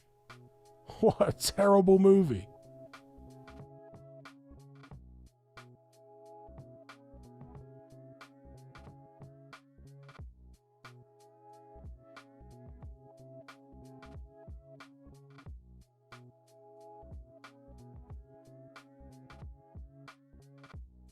Rusby's mentioning Black Hawk Down. I didn't like Black Hawk Down for so many reasons. One of the main reasons I couldn't stand Black Hawk Down is because it's a story about American troops that get sent into Mogadishu to rescue some kidnapped American troops from the Somalis. The first massive issue I have with it is most of the cast are not Americans, and their American accents are terrible.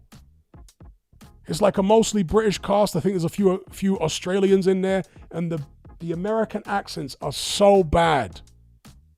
It just totally breaks the immersion when you got all these British guys doing terrible American accents.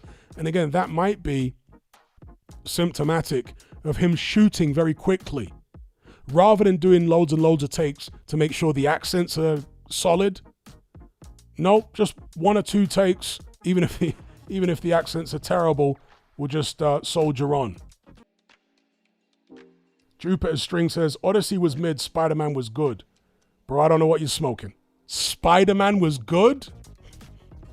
I can't understand how anyone could think that Spider-Man was better than the Odyssey. Spider-Man is straight trash. The Odyssey is actually one of Nolan's better movies. It's a really good movie. I'm actually going to watch it again. Chris Lee says, I won't even bother watching Gladiator 2. I tried watching it and I stopped after about 15 minutes. I was like, this is trash. This is just straight trash.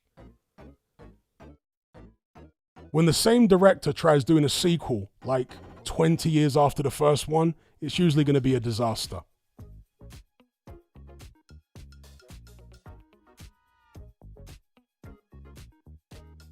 Am I playing GTA 6? I really don't care about GTA 6.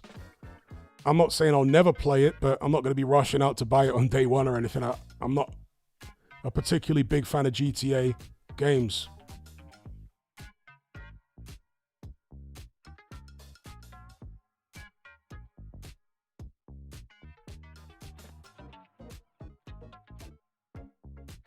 Andrew says, have you ever spoken about how badly Star Wars has been ruined? That's an interesting thing because really, the original Star Wars movies were cheesy, but they were also good. The prequels were terrible, apart from Palpatine and maybe a little bit of Sam Jackson. But really, the original prequels were terrible. It was like a CGI fest in the worst way. But they did have Palpatine, who is an iconic movie villain. And then when Disney acquired it, it just got even worse. But let's be real, the prequels with, and that's when George Lucas still owned the franchise. The prequels were horrible. I mean, Jar Jar Binks, what a terrible character. What an incredibly annoying character. And a whole host of other ridiculously annoying characters and just way too much CGI all over the place. It's just horrible.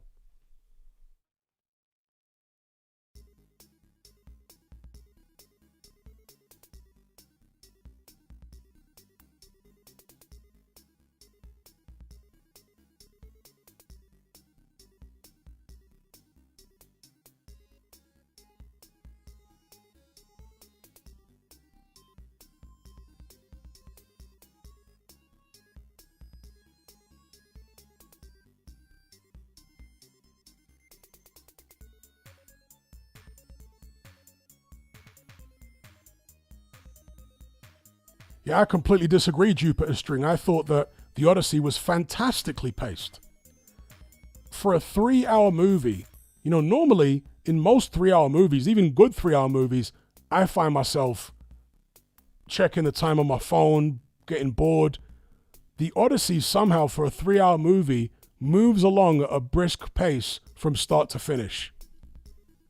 There are no slow periods in the movie. It just moves along at a constant. There's always something happening. There's always some action going on. I thought the story was told in a very clear way. It wasn't convoluted at all. I thought it was a fantastic film. Spider-Man, I mean, come on. I guess you like comic book movies. As far as Zendaya, well, she's in the Odyssey as well. I liked Matt Damon's performance as Odysseus.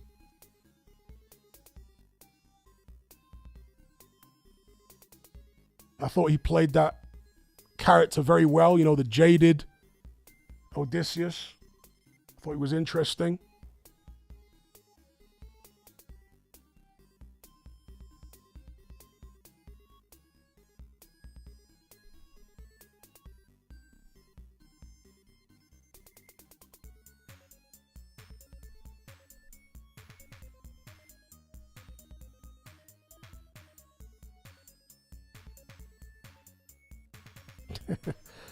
Endor Media says Partridge is the Jar Jar Binks of boxing. I mean, I wouldn't go that far.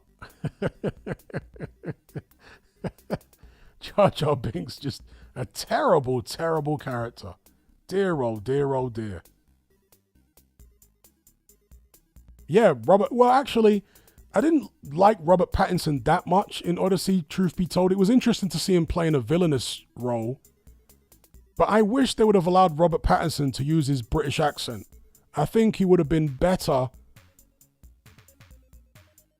But they had everyone using an American accent, which was a bit odd.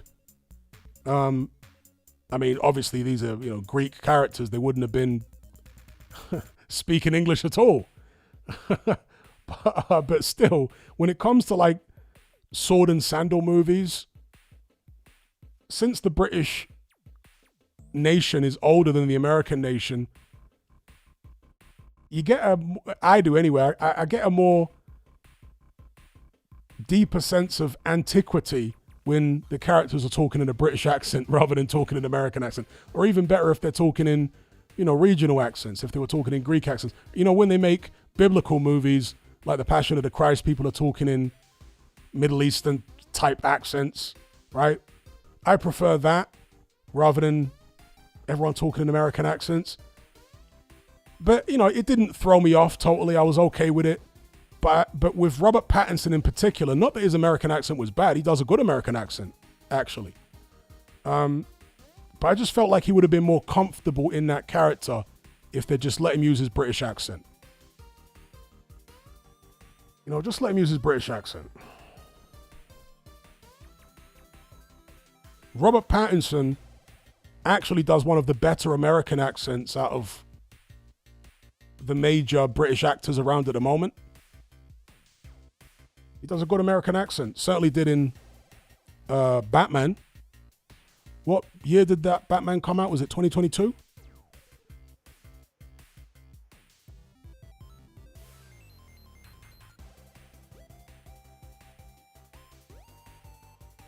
I've actually seen Spider-Man. Yes, I have to confess I've seen it, and I thought it was absolute trash. To prove that I've seen it, I can tell you what happens in the movie, right? If anyone don't want to hear spoilers about Spider-Man, close your ears now, and I'll put spoilers over. I'll type spoilers over in the chat. Just mute the live stream right now. I'll tell you what happens in Spider-Man, all right? Spoiler alert.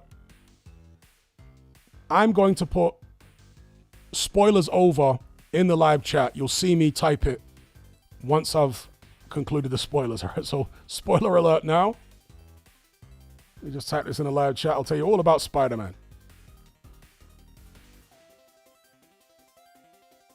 Spoiler alert. Excuse me, I misspelt spoiler there.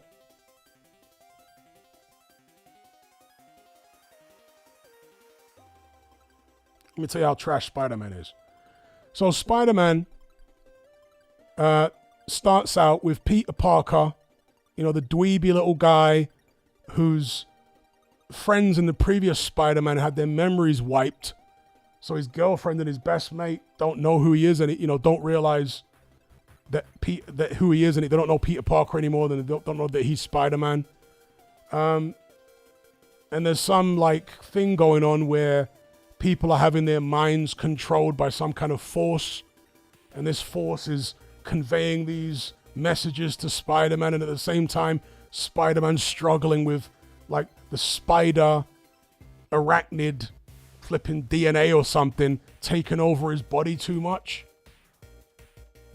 And it's all very worrying, and so he has to re-engineer his technology and this and that and the other. It's just... that's it. He finds out in the end that the person causing all the mind control is Jean Grey, and there's some government conspiracy, and Jean Grey's being experimented on, and they killed her sister. It's like, whatever, man. The movie's trash. And then Zendaya obviously is the girlfriend. Oh, the amazing love story with Zendaya. Will she realize that he's her ex-boyfriend or not? Will the feelings come back? Who cares? Movie trash.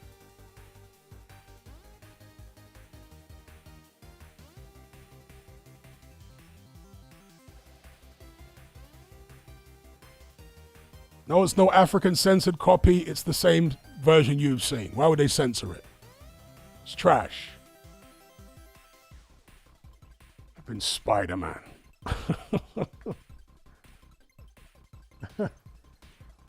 And in the end, obviously, Zendaya, the girlfriend, finds out that she was his ex because she discovers a letter that he wrote. And, will the romance be rekindled? No, she doesn't love him anymore. And, he's heartbroken. But then, it's so dumb. Horrible. Omar says, are the original Arabs black? It depends what you mean by black. The original Arabs were much darker than Arabs today, but did they look like Bantu black people? I haven't seen any evidence for that they did. From the evidence I've seen, they looked more like dark-skinned South Asians. You know, there are very dark-skinned people from South Asia, South India. The original Arabs, as far as I can tell, look more like that, like dark-skinned Asian people. Although there has been some crossover, because the Ethiopians had an empire in the ancient world, and that empire controlled part of Arabia, like Yemen. Part of Saudi Arabia was controlled by the Ethiopians. So some of the Ethiopian phenotypes were also present in Arabia, BC.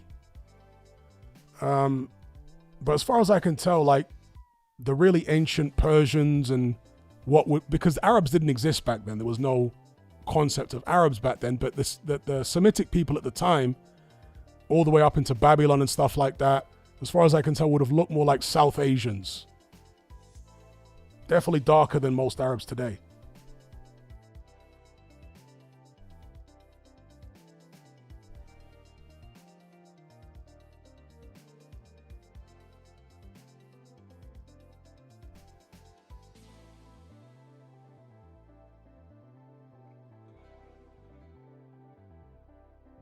Okay, Zayden Mokbil says, yeah, I'm from Yemen. The black Arabs are there. Yeah, well, there's a lot of debate about where the black people in Yemen come from, because some people say they're actually the original Arabs. But other people say no, they are the relic population of the Ethiopian Empire. Maybe it's both, I don't know, but certainly the Ethiopians had an empire and they controlled the southern part of Arabia for quite a long time. And they would have left their people there.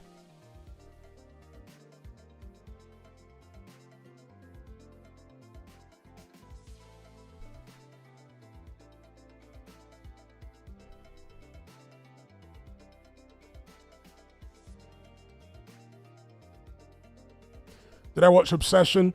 I didn't, and I'm not really rushing to go watch it, to be honest. I'm not really a big horror movie fan, truth be told. I watch the occasional horror movie, but it's not my go-to genre.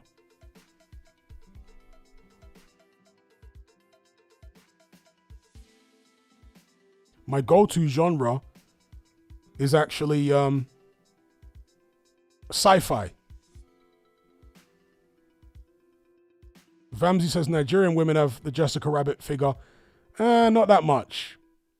When it comes to African women, Nigerian women are not the most curvaceous. I mean, they're more curvaceous than generally other races of women, but by African standards, Nigerian women are not the most curvaceous women. Ghanaian women are more curvy than, and I'm talking about curves, not someone who's fat. I'm talking about natural curves. Ghanaian women have got it more. Ugandan women in a big way. South African women, and so on. Nigerian women, they're kind of inconsistent.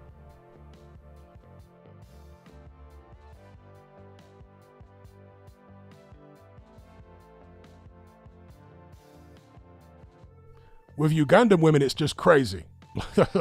Like the figures with Ugandan women, crazy. Yeah, South African women too. But unfortunately, South African women, you know, they might be very beautiful, but let's just leave it there. You know what I mean? Like, beauty is only skin deep. So I don't even mess with South African women like that.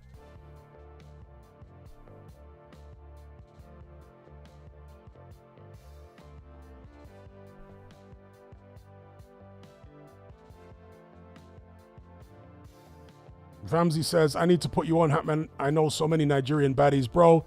I know the most amount of Nigerians. I grew up with Nigerians. I know Nigerians. Nigerians have even given me a Nigerian name. That's how immersed I am in Nigerian culture with Nigerian people. I know them so well. But no, Nigerian women do not have figures like Ugandan women, South African women, Ghanaian women, etc., etc. There are some who do, but I'm talking about the majority. They ain't got it like that. And on top of that, Nigerian women are the most hyper-materialistic women in all of Africa. So, I mean, even Nigerian men don't want Nigerian women. Nigerian men that live in Africa, so many of them will go to places like Kenya, Uganda, and other parts of Africa to get wives now. They don't want their own women because of the hyper-materialism.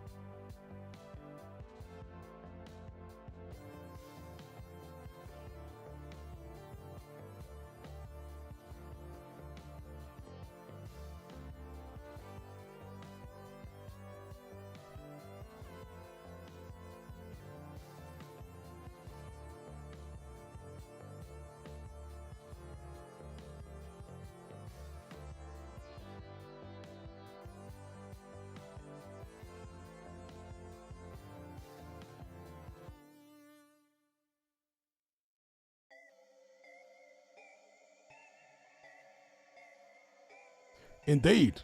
Endor Media says, when talking about African girls, Nigerian women aren't mentioned. They really aren't. I live in Africa, trust me. Ain't no one talking about Nigerian women. People talk about Ugandan women. They talk about Ethiopian women. They talk about South African women. They talk about Ghanaian women sometimes. Nobody talks about Nigerian women, bro. They are not, desired like that on the African continent.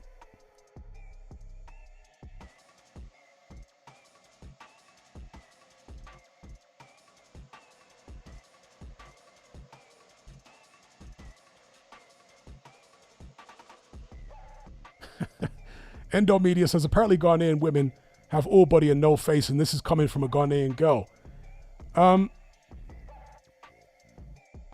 So I've spoken many times about the fact that Africans,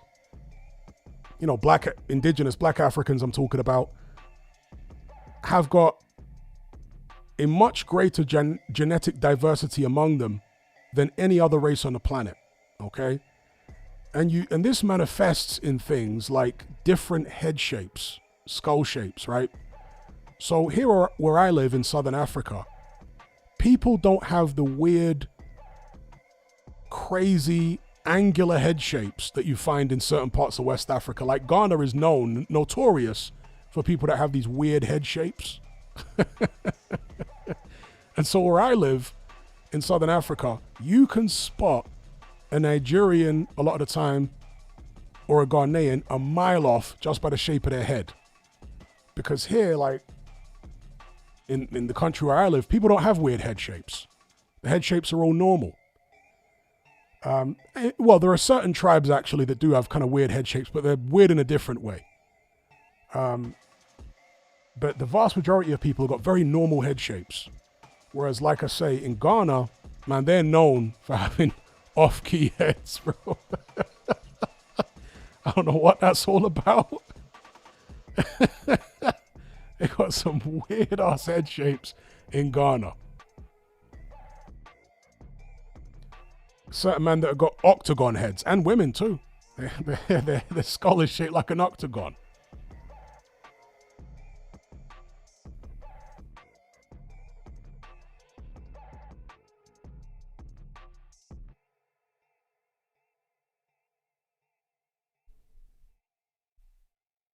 Also in West Africa, you see something, and this is found throughout Africa, but it's more prevalent in West Africa. And that is brachiocephalic heads. So there are several classifications of skull shapes. There is dolichocephalic, and there's brachiocephalic. So dolichocephalic heads are heads which are longer than they are broad, right? Dolichocephalic heads are much more common among black people than they are among other races. So you'll see black people whose heads are longer than they are wide. That's a very common thing.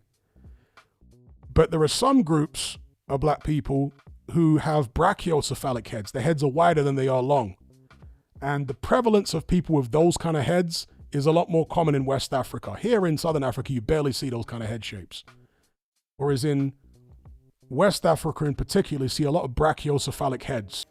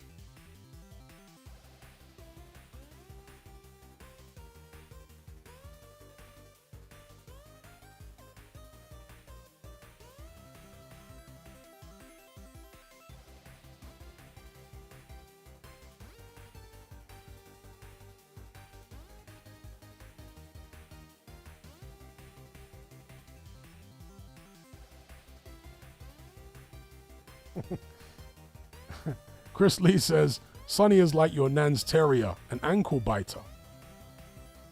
I think Sonny Edwards is a pretty good pundit and commentator in terms of the stuff he says. But I find his voice and his accent very annoying because he keeps switching constantly between a South London accent and a Birmingham accent. And it's just so off-putting and weird. And then he's got that squeaky voice, that squeaky nasally voice, and he's going between Birmingham and London and it's like, pick an accent and stick to it, bro. Don't go back and forth mid-sentence between Birmingham and London accent.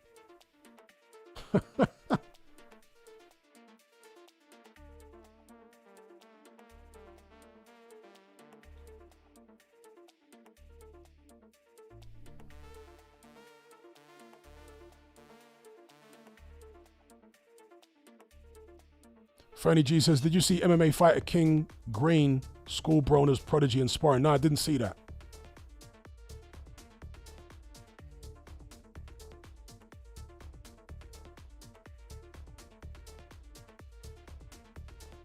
Thoughts on Tony Bellew's biased commentary? What's new? The box says, you know he smoked cigarettes for his whole career. Yeah, I heard him say that.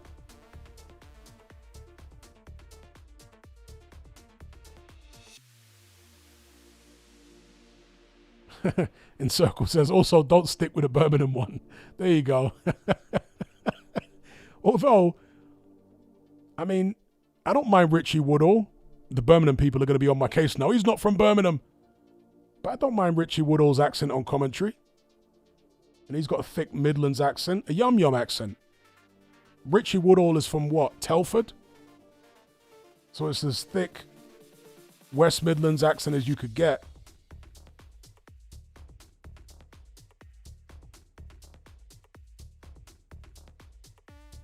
It's just the switching between accents in combination with the squeaky, nasally voice that Sonny Edwards has got. That's what does my head in. But his actual analysis and observations about the action are good.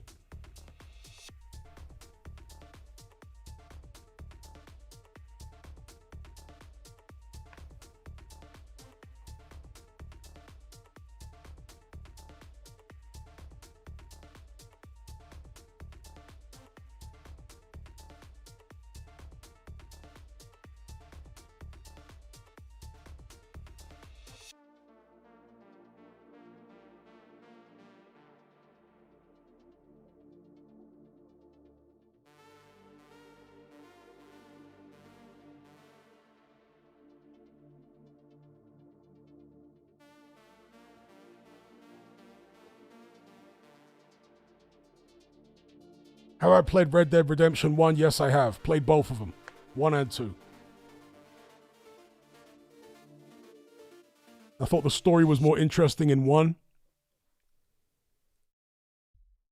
But 2 was a more, obviously because it was a much more recent game. It was more graphically impressive. The open world was bigger. And it was just technically very polished. Avenues Roofing says, Paul Smith has grown on me since being on TalkSport. I can't stand Paul Smith. Paul Smith is like one of these British pundits that basically wants to be everyone's friend. And before he can even answer a question or give his take on a particular subject, he'll start waxing lyrical about how, oh, I don't mean any offense by what I'm about to say, and he's such a nice guy, and everyone in the industry knows he's a nice guy, and oh, I'm not. Paul, just get to the damn point. Good God, man. I've never seen a pundit tread on so many eggshells as Paul Smith on that TalkSport podcast. It's sickening. At least Simon Jordan just cut straight to the chase. Not treading on eggshells for 5 minutes before you make your damn point. God damn it all. So annoying when Paul Smith starts doing that, and he does it all the time. He'll basically go on a 2-minute apology before he even makes his point. To try and preempt any backlash. Like, just get to the damn point, man. Indeed, Paul no disrespect Smith. There you go. No disrespect. I mean, no disrespect by this at all. He's such a nice guy. I like him. I like his trainer. I like his dad. I've met them all. I've taken him to dinner. Blah, blah, blah. He'll go on this massive, long rant about how he means no offense and this person's such a nice guy. And then he'll make a 2-second point. Like, oh my gosh. It's insufferable, man.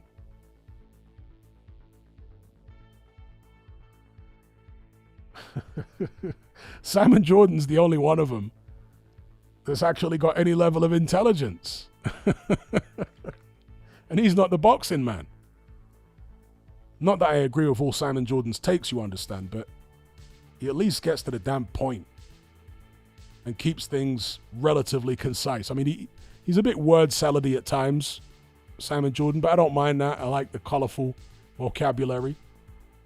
But he gets to the point.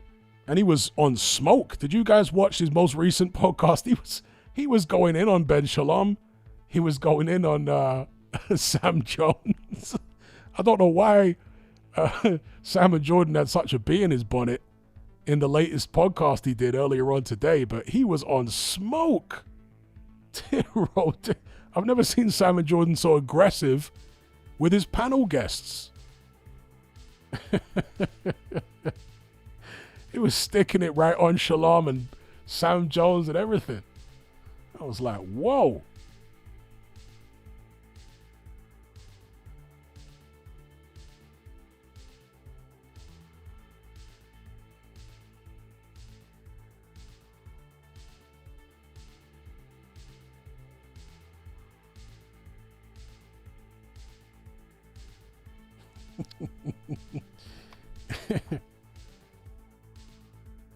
So I like vocabulary. And Simon Jordan does word salad quite a lot, but I find it entertaining.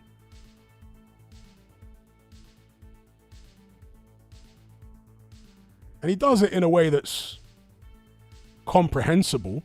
It's not like Don King word. Don King's word salad is literally gobbledygook. No idea what he's talking about. And Don King's word salad has gotten worse and worse and worse the more senile he's become. Terrible, terrible word salad with Don King.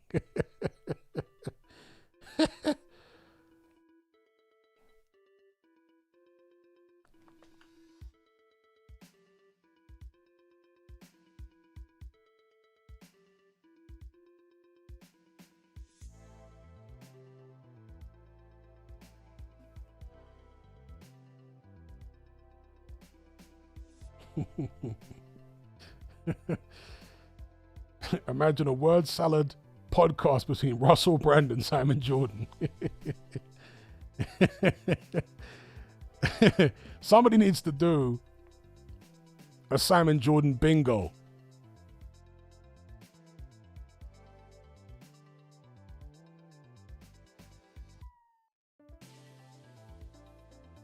Endomedia says, only in America, baby.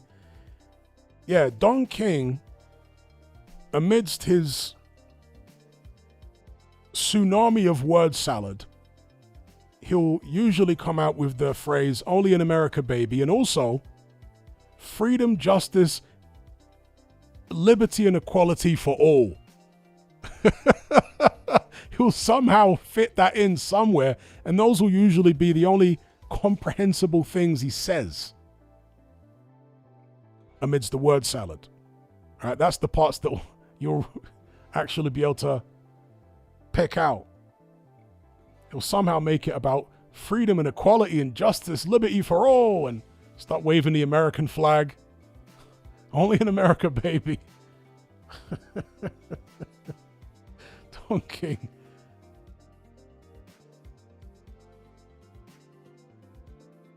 And Circle says, why do people still sign with him? That's one of the mysteries of the universe. Why do people still sign with Don King? It's the most bizarre thing.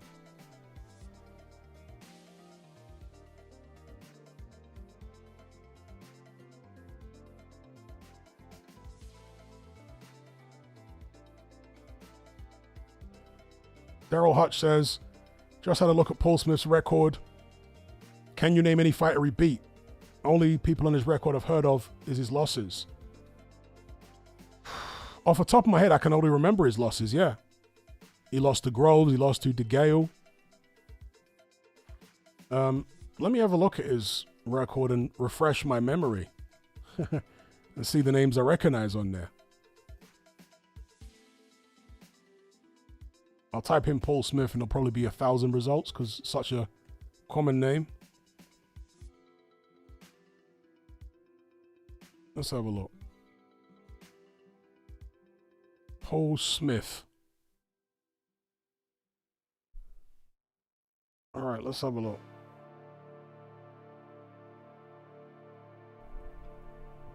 Oh yeah, I forgot he lost to Andre Ward. Lost to Andre Ward, Arthur Abraham twice. George Groves. James DeGale. Stephen Bendel. I don't know who that is. Now, who did he beat that I recognize? Let's have a look. He beat somebody in his third fight called Silver Fox. OJ Abrams, I know him. He was a well-known circuit journeyman back in the days. He beat OJ Abrams. Who else? Don't recognize most of these names.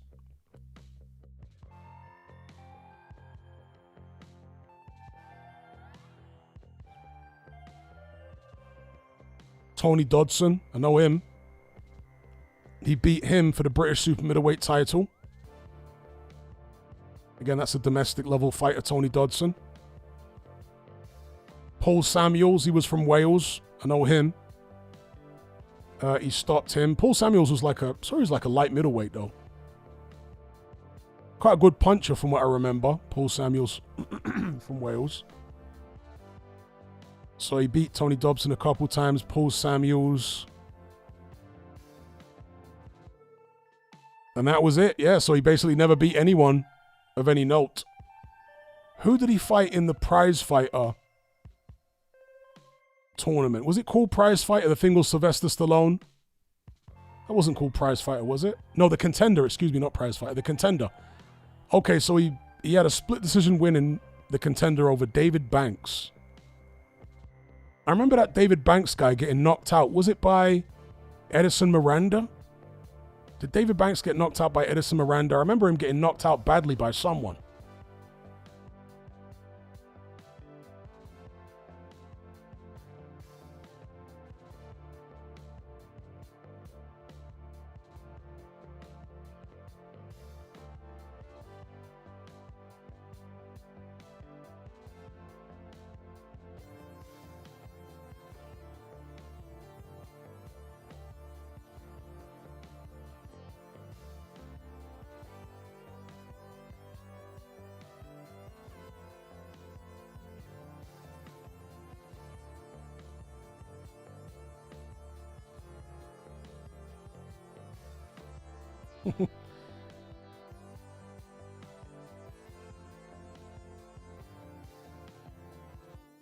Zayden says, evil never dies. Unfortunately.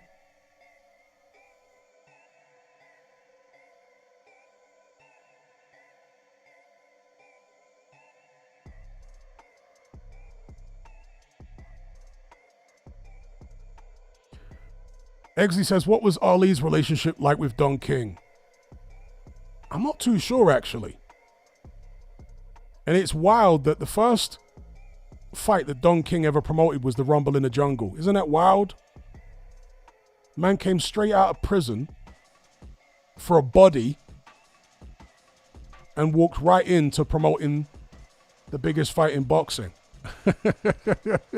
Only in boxing do you get stuff like that. A gangster from Cleveland walks right out of prison and straight into promoting the biggest fight in boxing.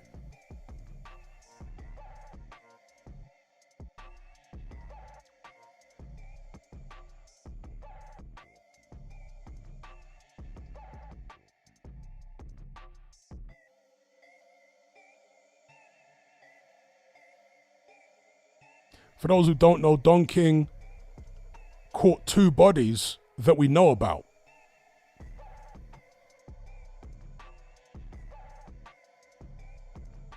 One of them was ruled justifiable because he was protecting one of his businesses. I think somebody was trying to rob one of his businesses, and Don King laid him down. Popped him. Pow! Laid the guy down. But like I say, that one he didn't do any time for because I think the guy was trying to rob his business. But the other one was what landed Don King in prison, and he actually beat the guy to death in front of the police. Apparently the police had to drag him off.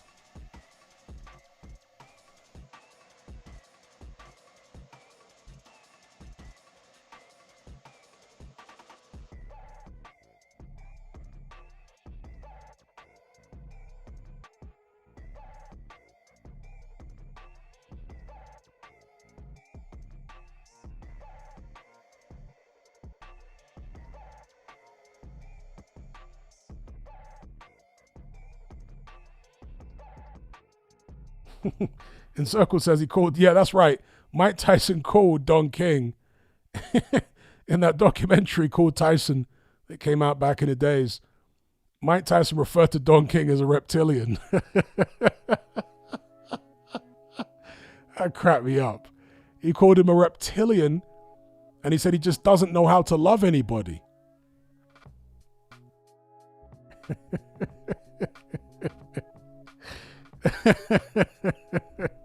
A reptilian.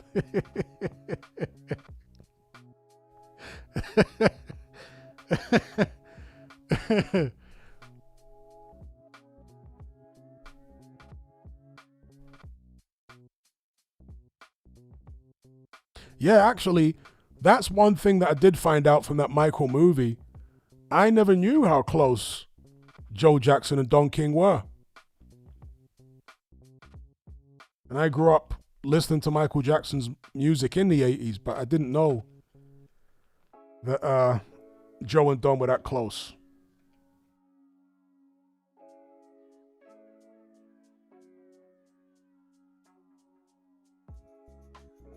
And I agree. The guy that played Don King and Michael did a good job. As did the guy that played Joe Jackson. He did a good job too. They all did a good job. Well, most of the characters did a very good job in that movie. It's a good film.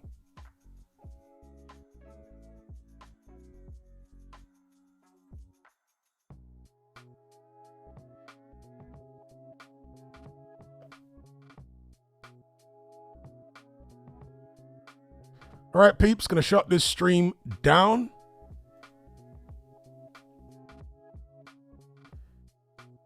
Been streaming for how long now? 3 hours? I think that'll do.